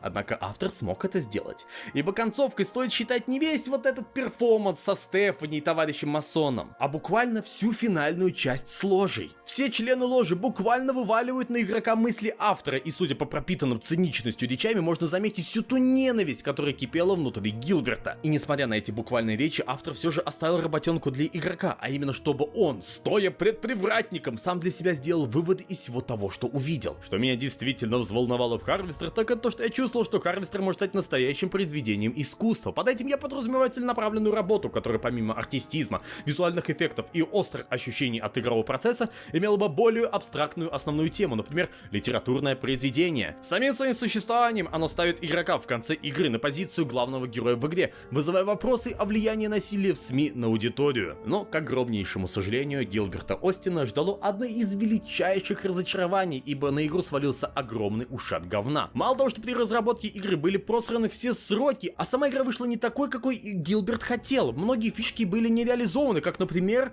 постоянно идущее время в игре. Приходим мы на кладбище в 3 часа ночи, там происходит одно, приходим на кладбище в 5 часов ночи, там происходит совершенно другое. Плюс ко всему этому игра не окупилась, и многие игровые журналы поставили игре низкие оценки, назвав игру посредственностью. По мне так в целом игра на твердую троечку не тянет, хотя конечно и не халтура. Так, серединки на половиночку. Для того же Гилберта это оказался очень ядовитый удар. После выхода игры студия вскоре закрылась, а Гилберт Остин полностью пропал из инфополя, будто бы его и не было. Плюс ко всему этому случился самый ироничный случай за всю историю игровой индустрии. Курт Стефан Кислер, актер, давший свою внешность главному герою Стиву Мейсону, несколько лет назад был осужден за хранение ЦП. Плюс ко всему, когда его вязали, он буквально был той самой рубашки из игры. Из-за этого создается очень страшное впечатление, что и без того жуткая, бессмысленная по контенту игра проклята. И ей место на полке забытых крипипаст. Благо, нет худа без добра. Со временем игра обрела хоть и небольшую, но очень верную фан-базу, которая жива и до сих пор.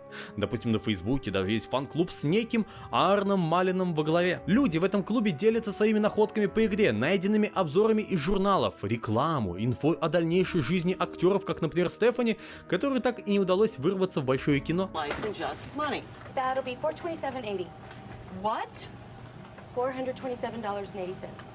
Весьма неплохо для небольшого комьюнити, забытые ретро и годы без сюжета. Да, надеюсь, этот факт хотя бы немного порадовал Гилберта. Да что уж там, все эти ваши желания узнать полную историю Харвестера, все эти лайки и просмотры о чем-то договорят. Неважно, что об игре пишет игражур, они никогда ничего не понимали, но вот игроки, они же видят. Весь этот юмор, мемный потенциал, культурная ценность и шок от происходящего и прочее показали, как все вышло на самом деле. Урожайск хорош. Очень годная игра. Не без проблем, конечно же, но и человечество не идеально. Причем настолько не идеально, что выход подобного контента в наше время оказался абсолютно невозможным. Из-за политкорректности, ограничений свободы слова и менеджер с их графиками, показывающими, что family-friendly контент более выгоден. Глядя на все эти ужасы, Fortnite, понимаешь, что Урожайск был не просто неплох, он был хорош. Настолько хорош, что невольно начинаешь по нему скучать. Именно так игрок, прошедший игру, вскоре понимает, что он всегда был шутнярой.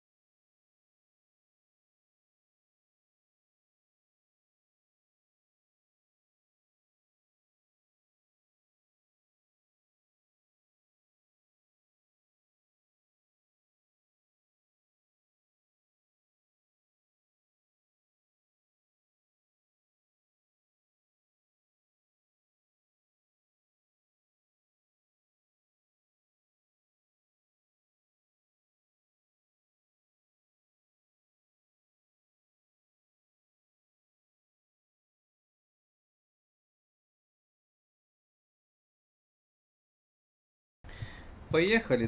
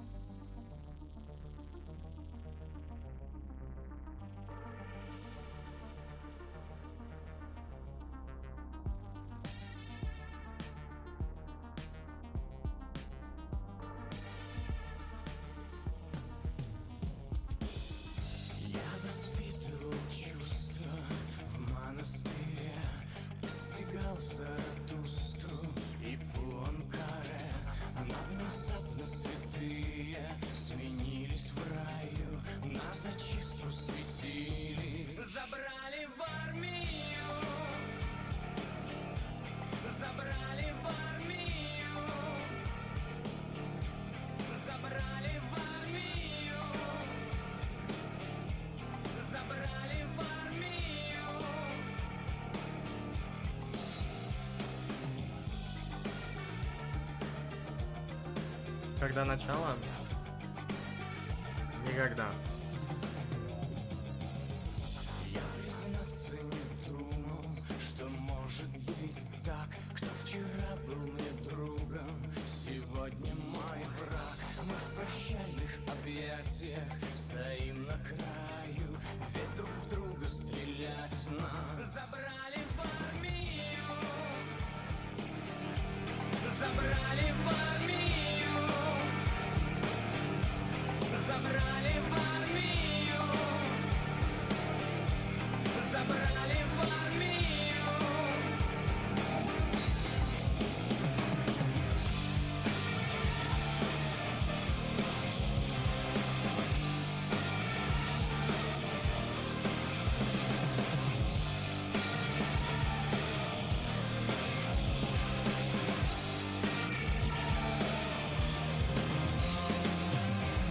Над рекою пылает взорванный мост. На победу над слабым бросают как кость. В долгих поисках правды верим вранью.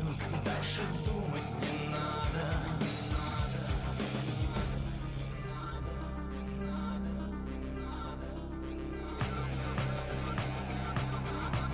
Забрали в армию. Забрали в армию. Забрали в армию. Забрали в армию.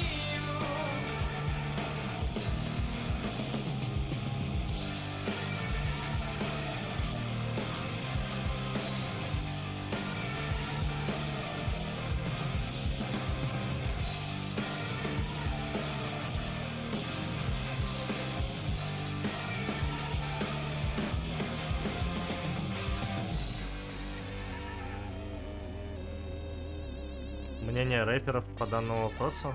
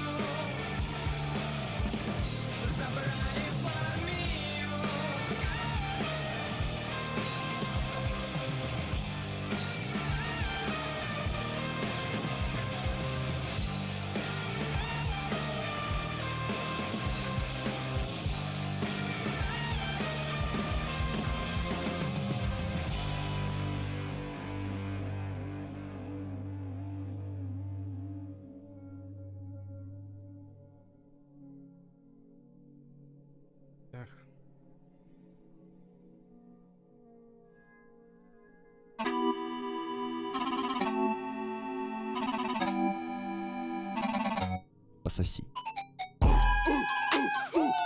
Да я богатый уёбок, у меня денег так много, мой ебал коробка. Хуй, блядь, ты коробки, ты ж базарил так громко. Так и быть, делай фотку. Да я пиздец охуевший, сук твоя без одежды, я вдарю ей нежно. Прыгай прямо меж ног, да еда промежность. Это, сука, любовь, хуй ты мне ся векнешь. Сук, ты сын домашний, роль на мне швейцарский. Цвет на мне то важно, иди покушай ты кашу. Я пока ногти накрашу, суки твои буду краше. Она зовет меня крашем, я легенд как твой, но такой молодой. Подавил с мацой, думай, типа тупой. Думай, это не похуй, чё-то, бэйби, да похуй. Хуй огромный, как теннис,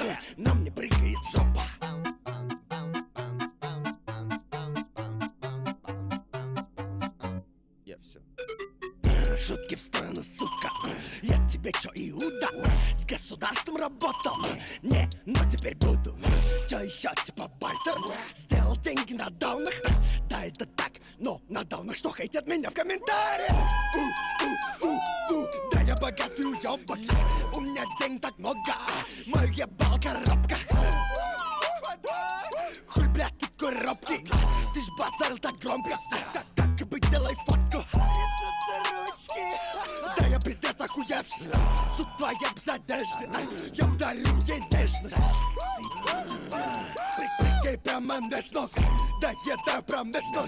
Это, сука, любовь.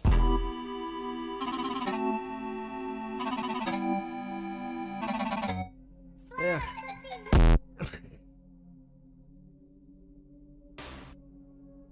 Блин. Бля.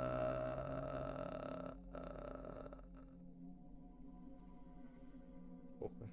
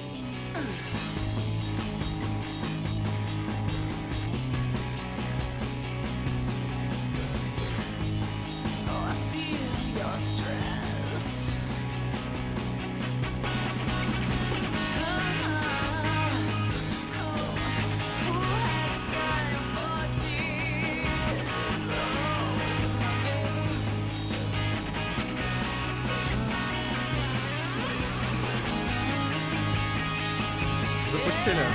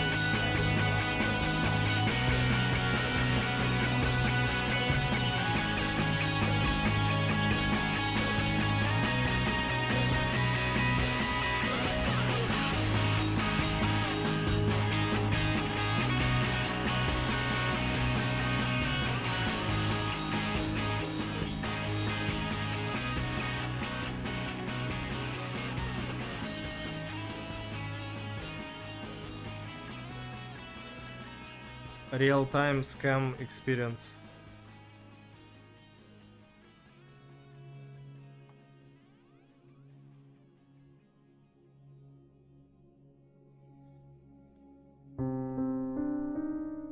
Опа, опа.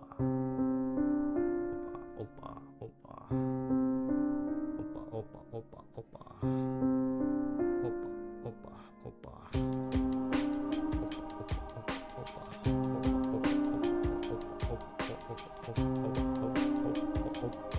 Оп.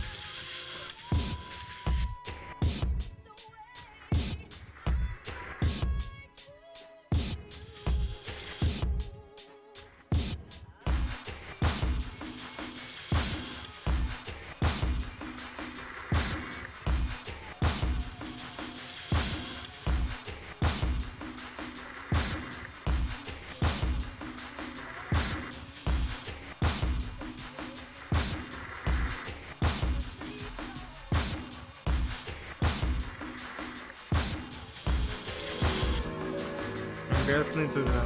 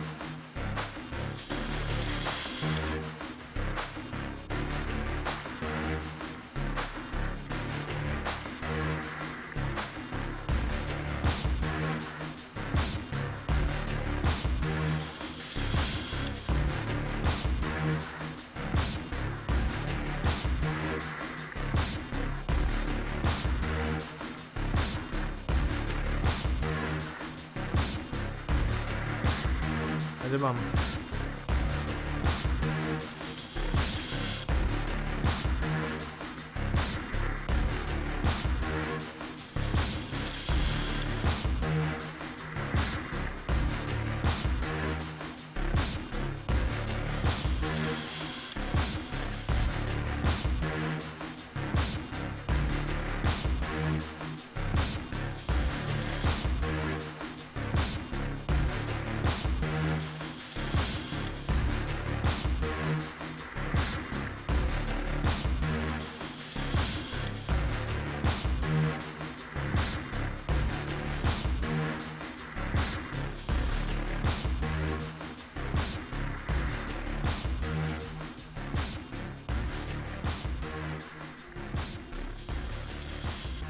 Это из саундтрека Silent Hill 2.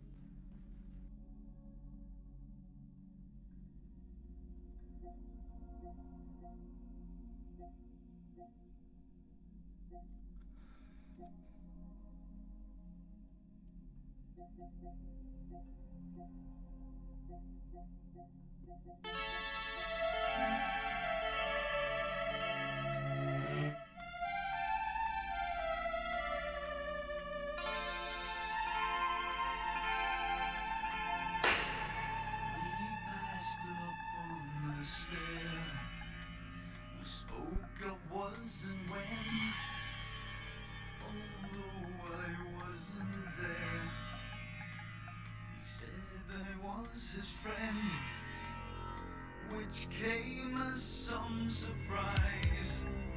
I spoke into his eyes. I thought you'd die alone a long, long time ago.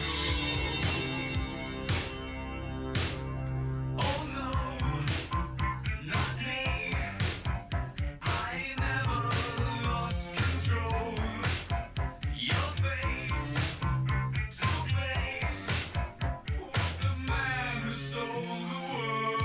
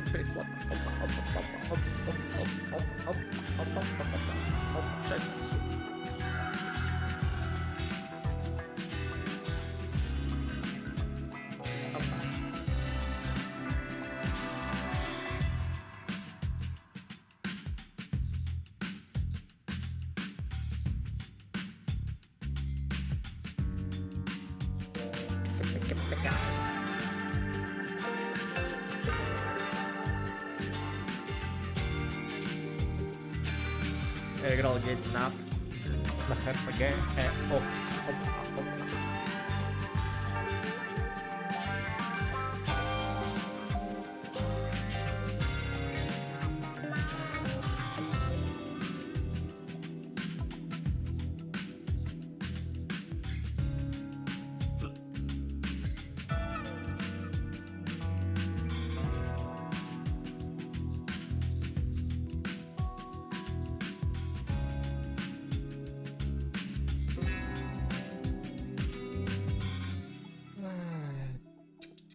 Чинчопа, опа.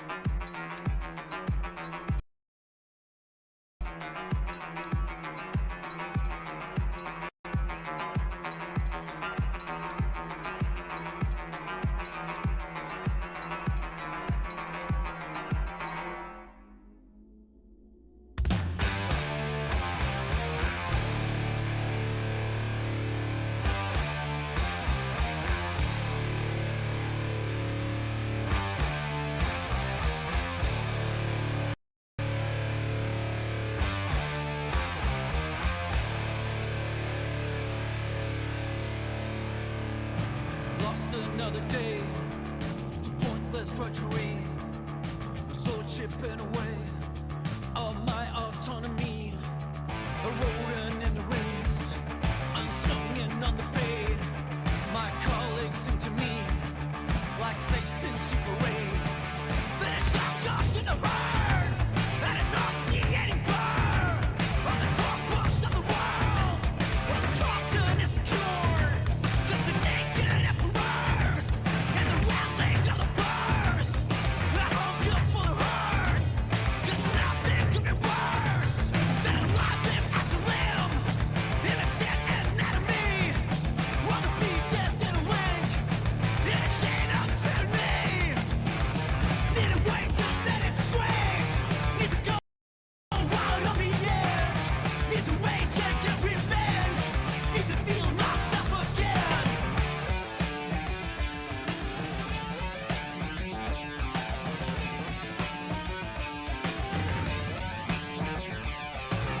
Suit up, punch in, punch out, non-stop.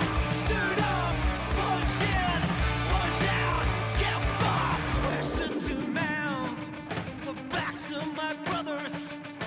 Climb up for cloud, year after year. The load multiplies. Up high on the ladder, the bottom falls out. Then so does the fear. I've had enough. I've done enough. Here comes revenge. Here comes the end. Blood spatter in my face, death suits in my way. Won't let fish me. Mama, here comes liberty. Need a way to set it straight. Need to go out on the edge. Need to rage and get revenge. Need to feel myself again instead of.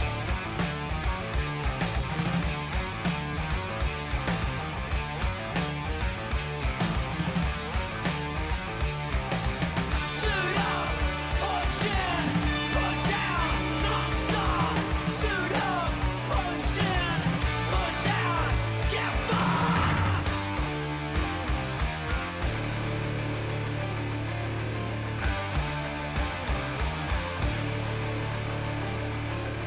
Don't know how it began, but I was once a decent man.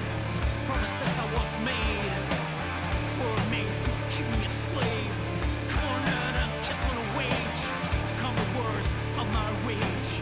One day the curtain falls, time comes for all. Time comes for all. Now you gotta feel it. Time comes for all. Now you gotta feel it. Time comes for all. Now you gotta feel it.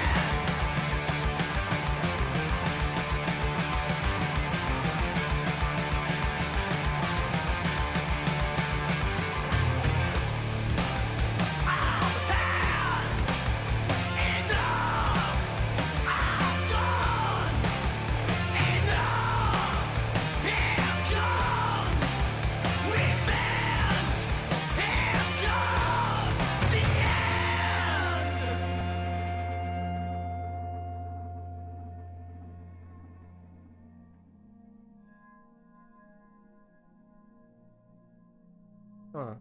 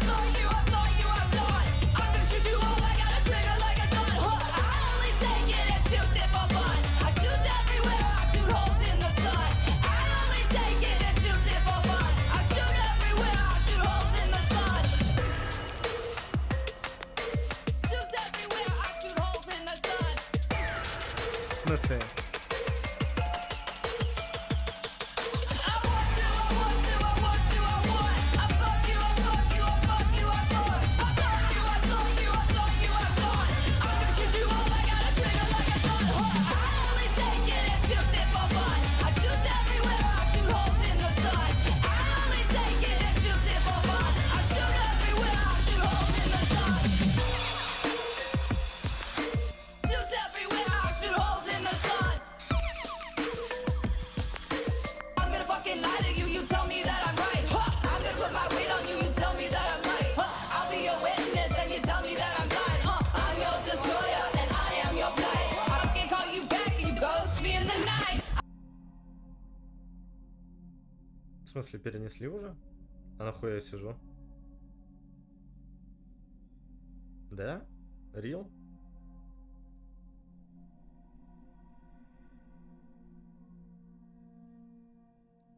Где-то писали? Нет? А, окей. А, окей. I'm gonna tie you up and then you leave me inside. I'm gonna run them out from here, you tell me to hide. I'm your employer and I am your kind. I want to, I want to, I want to, I want. I fuck you, I fuck you, I fuck you, I fuck. I thought you, I thought you, I thought you, I thought. I'm gonna shoot you home, I got a trigger like a gun. I only take it and shoot it for fun. I shoot everywhere, I shoot holes in the sun. I only take it and shoot it for fun. I shoot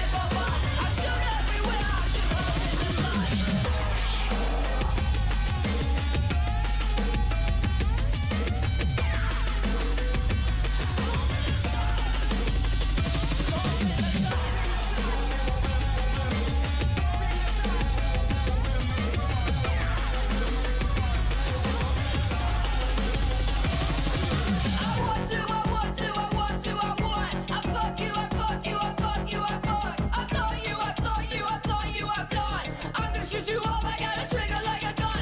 holes in the sun. I shoot everywhere, I shoot holes in the sun. I only take it and shoot it for fun. I shoot everywhere, I shoot holes in the sun. Я хочу ссать.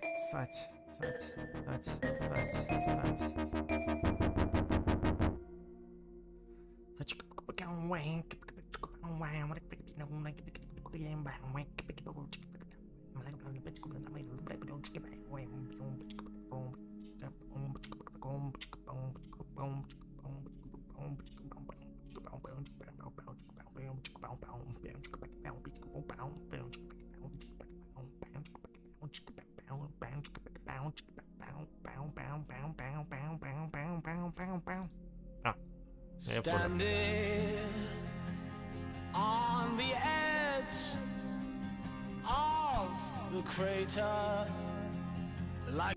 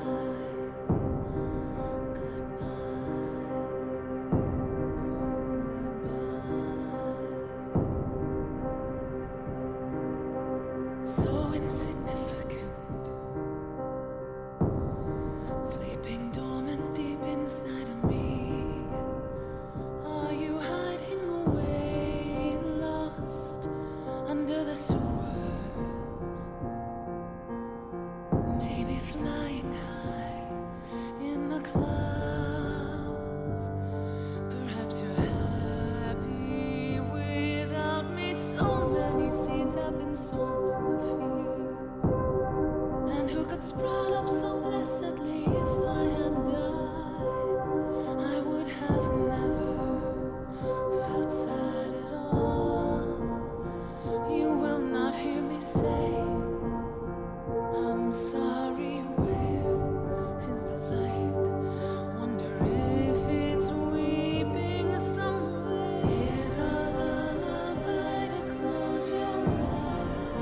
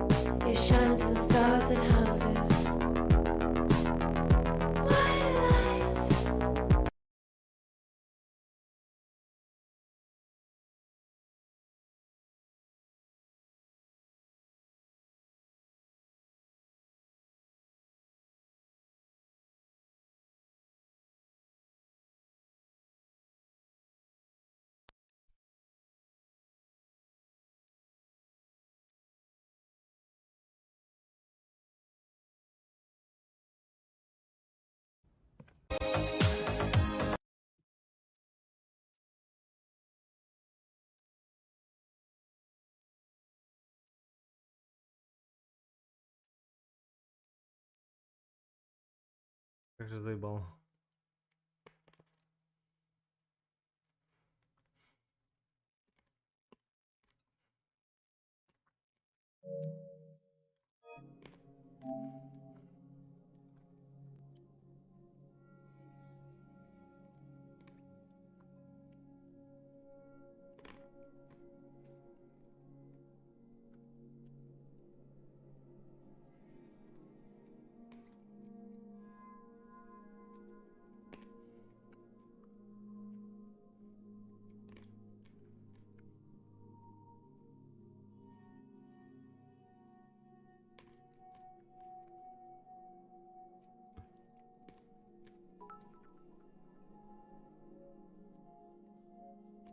Еблан на кахрамане сидит, калик дует, сейчас двойное яблочко, бля, Рольфа ему похуй на трейлер, там койлер, его это не бьет уже, а Рольф, пока ты думал, я дунул.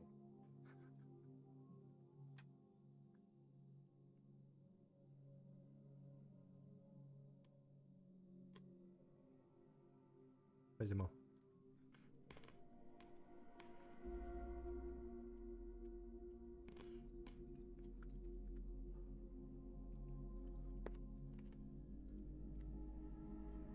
Бля, кто-то из стримеров эту хуйню еще, ну, как бы ждет или что? Или я один еблан сижу?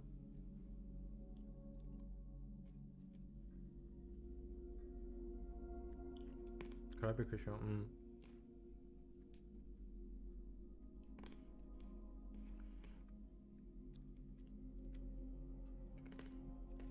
На Black of War сидел.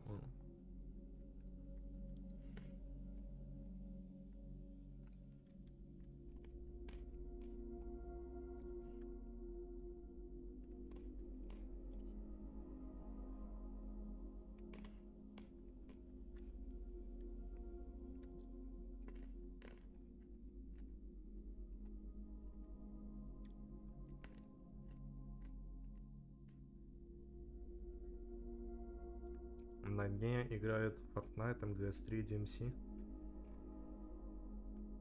Шедевры. Герой нашего времени.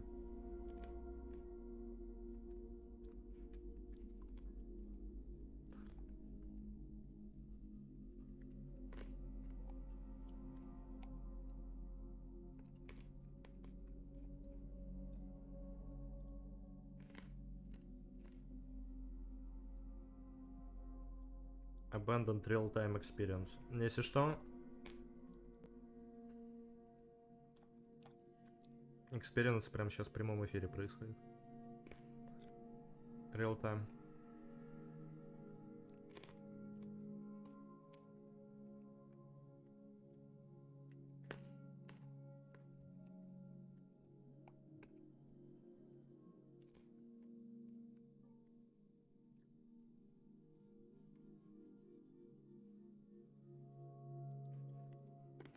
Experience.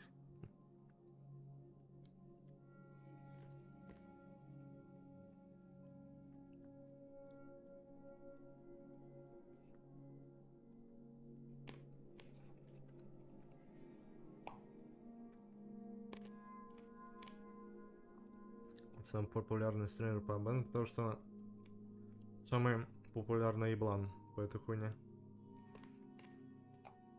Потому что никому нахуй это не надо.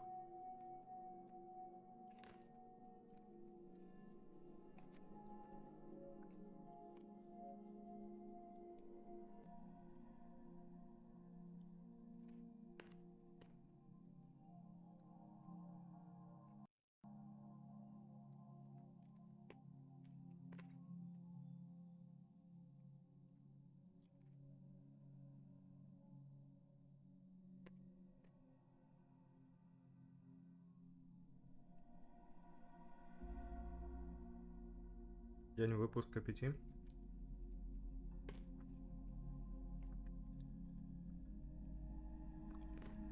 А, есть еще человек.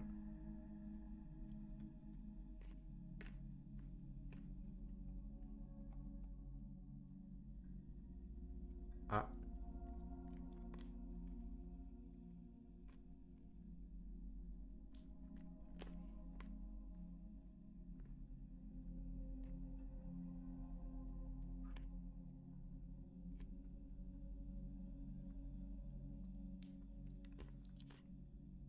Мне вообще завтра по всяким документам ездить. Will be available.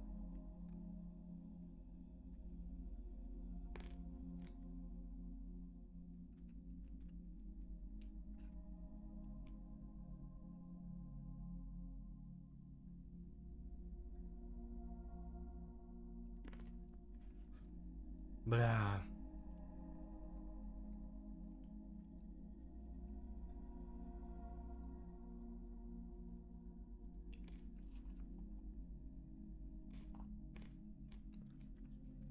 В Твиттере уже перенесли?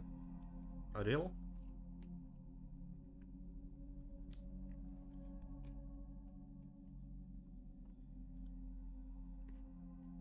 Хватит.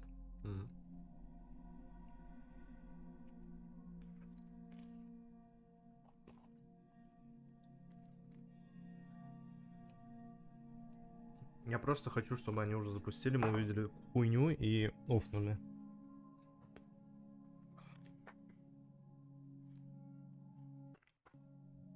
Покажите свой кал.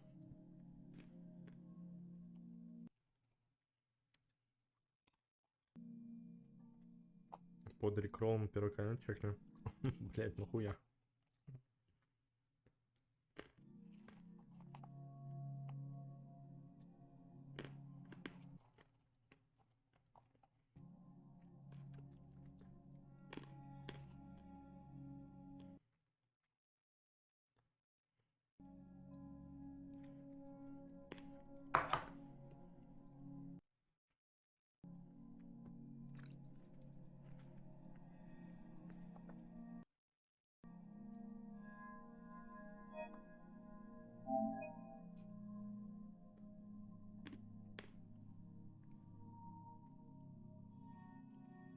О, о, о, о.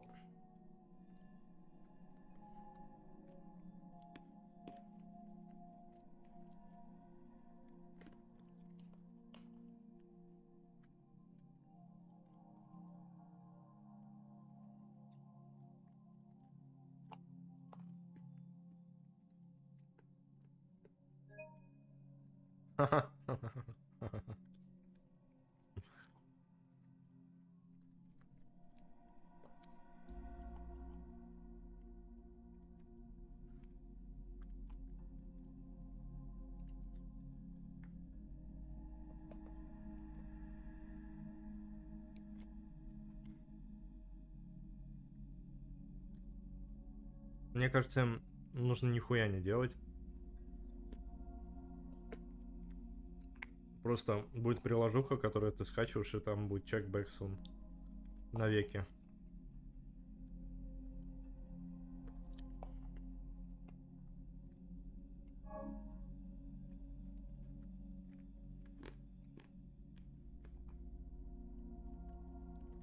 Потом кто-нибудь назовет своего ребенка чекбэк сун.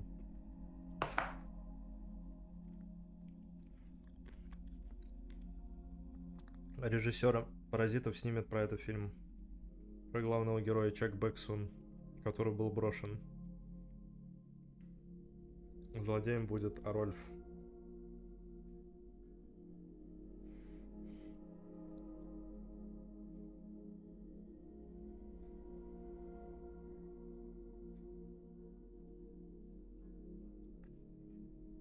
Папа будет старцем, который будет тренировать Чак Бэксуна.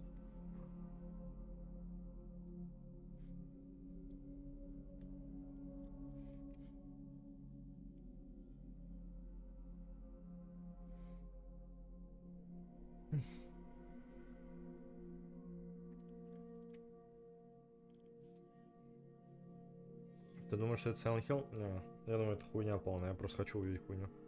Уже.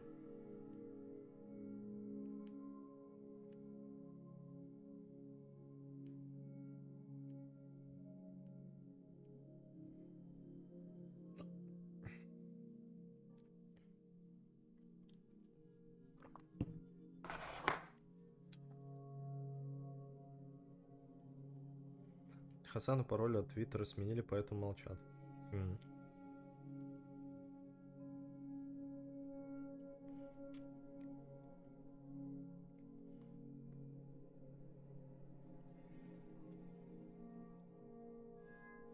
Так, чат, надо разрядить обстановку. Что скажете о манге «Человек-бензопила»?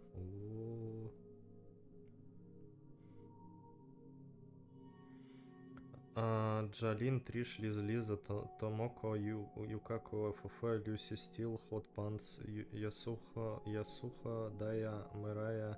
Да, реально нет тянок в Джоджо. You guys are really stupid if you really believe they are having an issue and it's all for their big reveal.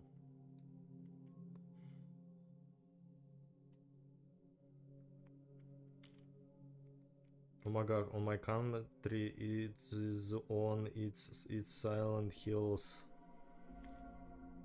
Кто этот ваш человек, Бексун?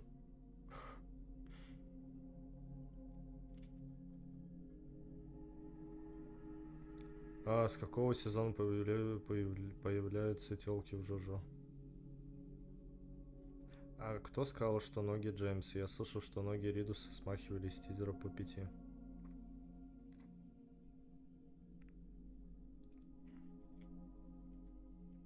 Чат, какую тянку из Джожо вы бы оттарабанили? В смысле? I think this is a Sims 4 expansion teaser. Брух.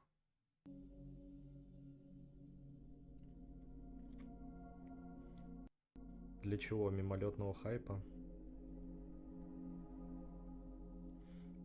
Хасан выглядит как инстаблогер, а не разработчик. Что от него ждать еще?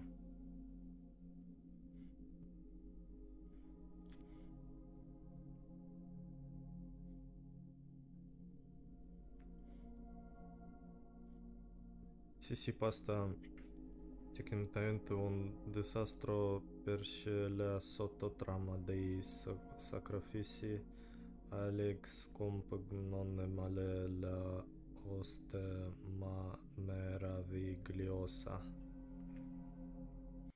4 мануала, 3 мануала, 2 мануала, 2 ридуса из 500, 1 мануал, манул, погнали. Сральник. А в итоге выйдет нех под названием «Мертвый странник». Эх, эти маленькие инди-компании.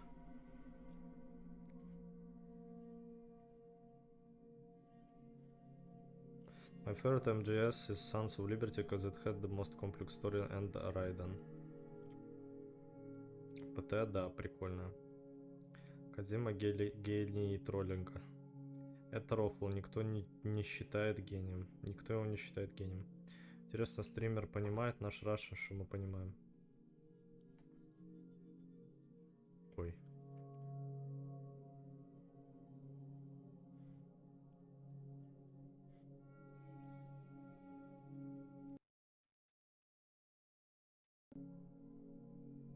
Юля, спасибо, Юля, спасибо.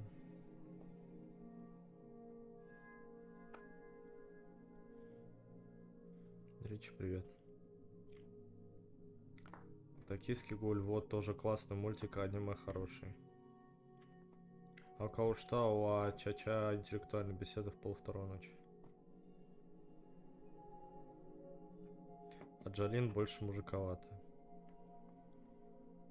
Мне очень понравилась манга, интересно, как это все будет в аниме.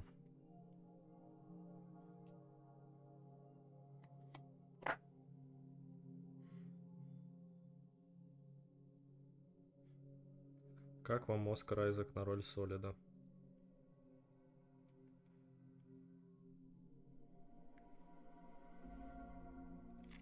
Стример, походу, спать пойдет.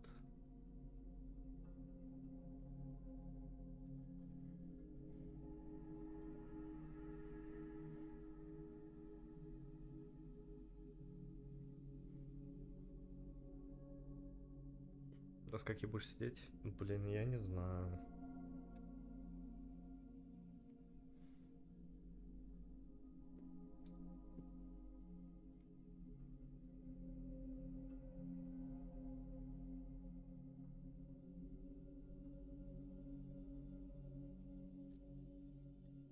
Ты ебись, оно все мануалами, харах.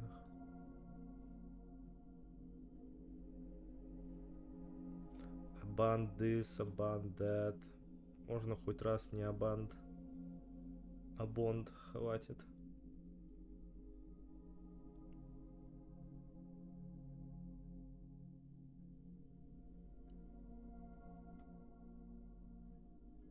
мем.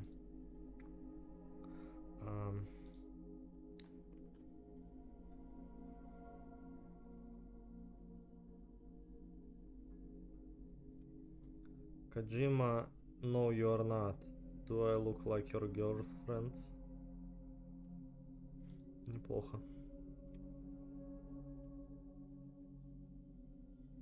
Тоже мем. Как спят девочки, а не как нахуй. Девочки смотрят Abandoned Check Back Soon, а не как мальчики заняты тем же делом. Неплохо. Аниме.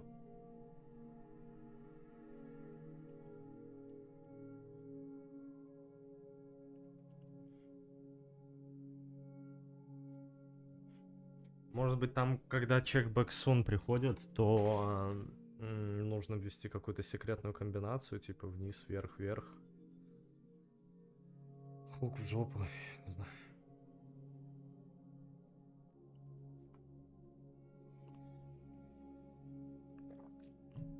Что-то загадка. Загадка Амогуса. Стример сказал, что код Konami вводил.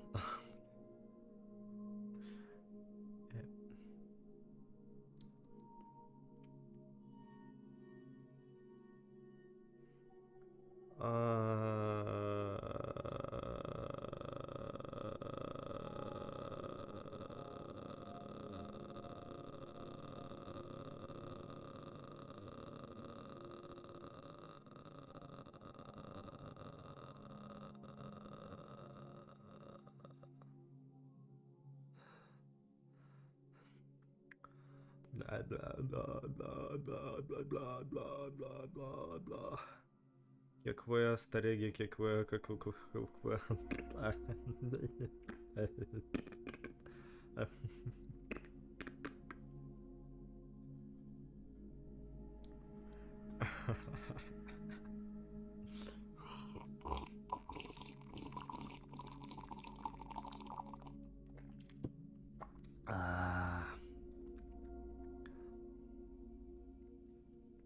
Эг.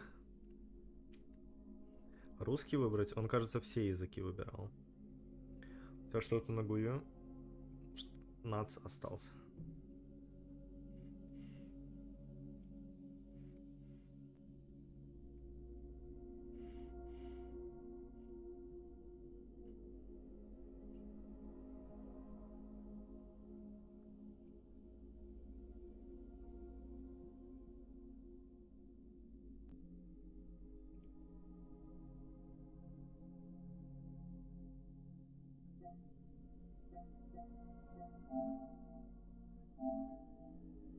О, о, о, а.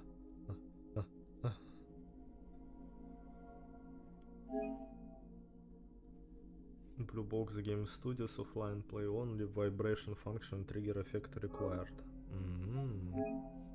О май. Bandit занимает FPS horror survival. Блять, Джейсон Лонгфилд. Стоп, Джейсон?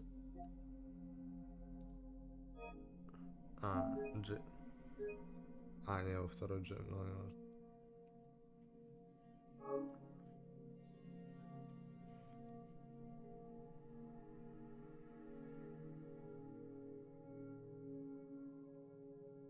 У меня нет проблем, кроме моей башки. 1007 бихелмер.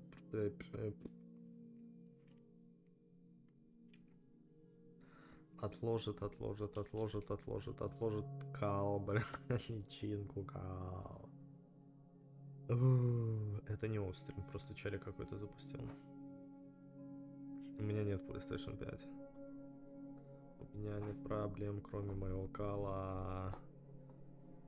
Мое только кал из жопы, говно из жопы мое, только мое. Кал из жопы это мое. Построим дом из какашек, он будет мой, налогом не облагается. Ты не можешь обложить налогом мой кал. Мой кал не откладывается, мой кал облагается.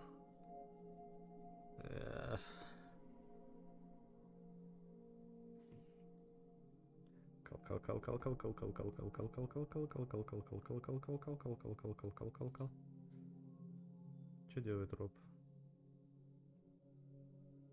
Нихуя, блядь. В смысле, у него ловит там интернет? Его, блядь. Хуя себе. На Фудзи ловит интернет. Как он такое? Пиздец. Охуенно. Старлинг? Думаете, он Старлинг использует? Фиг знает. Ну, она глючит, конечно, картинка, но ловит, все равно работает. Пытается, по крайней мере. Блять, тут прям облака. Обалдеть. А, все, они уже спускаются, походу. Sunrise плюс Descent. А, Sunrise, они типа с самого утра. Ну, нормально. Вау, как красиво. Охренеть.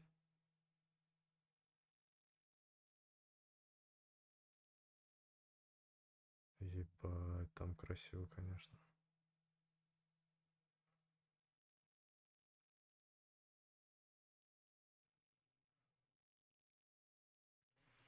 Чел на русском запустил. Зайдите в ближайшее время.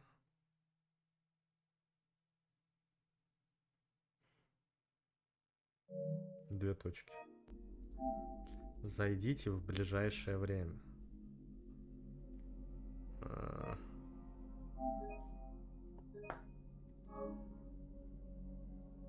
Google переводчик не так переводит вроде.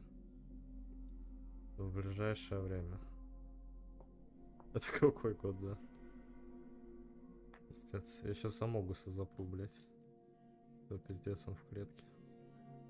Заебал. Нет, не спасай его, отойди. Ну ладно.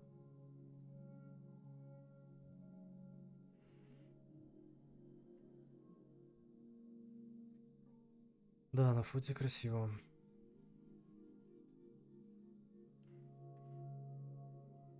Solid Snake, ты не в ту сторону воюешь. Ладно, я сдаюсь, я спать пошел, спасибо всем версию елочки посидеть, потом тут, но завтра и вправду работать еще. Вообще-то люди, да, ждут хуйню, а они abandoned.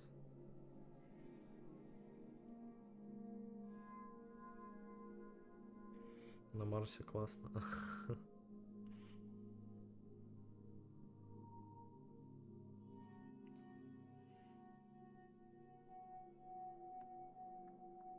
Дайте этот текст сюда скопирую.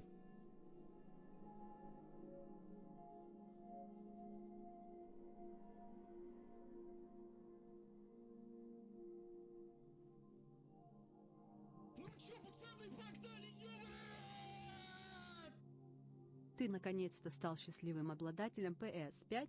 Как впечатление от приставки? Для меня вот DualSense кажется по эргономике хуже, чем DualShock 4. Такой геймпад слили. Ну, пока что мой PlayStation 5 Experience вот здесь на YouTube работает. Спасибо большое. По эргономике. А, я, кстати, трогал, да, геймпад. Нормально. Почти как бокс. Почти такое же говно, как боксовские новые.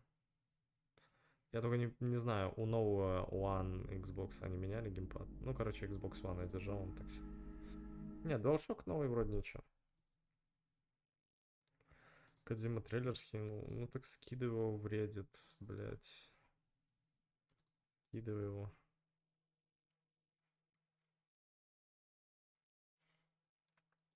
Real Time Copium Experience, блять.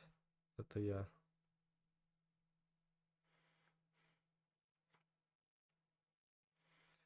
Into irritation is decent proof Kojima isn't behind this. Ну да.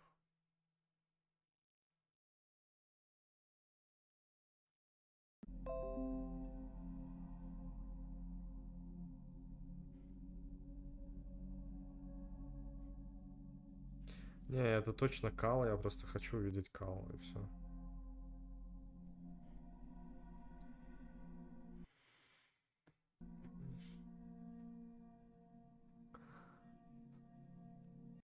Бери нью сверху.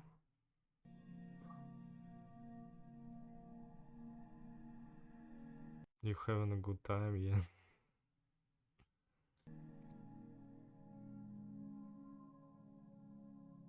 А?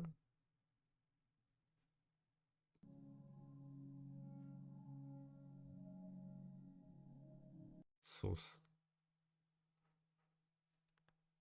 Амогус?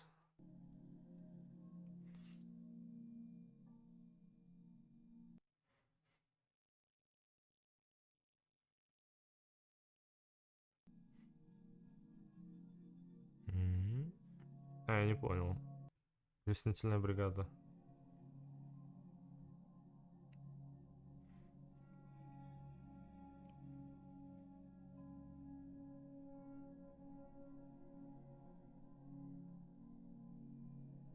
Бля, но я так скажу, доски выглядят пиздато, спору нет.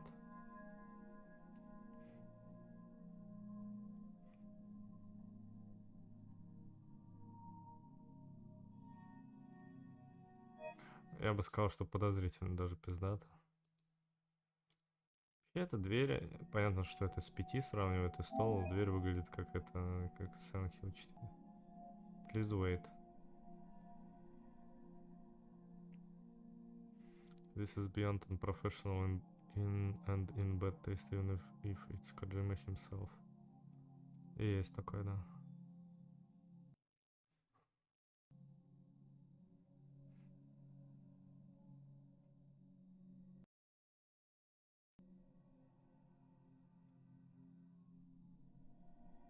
Где чел ведро перепинает. А, пререндер, да, это да. Кирпичи ранее, если ты видел.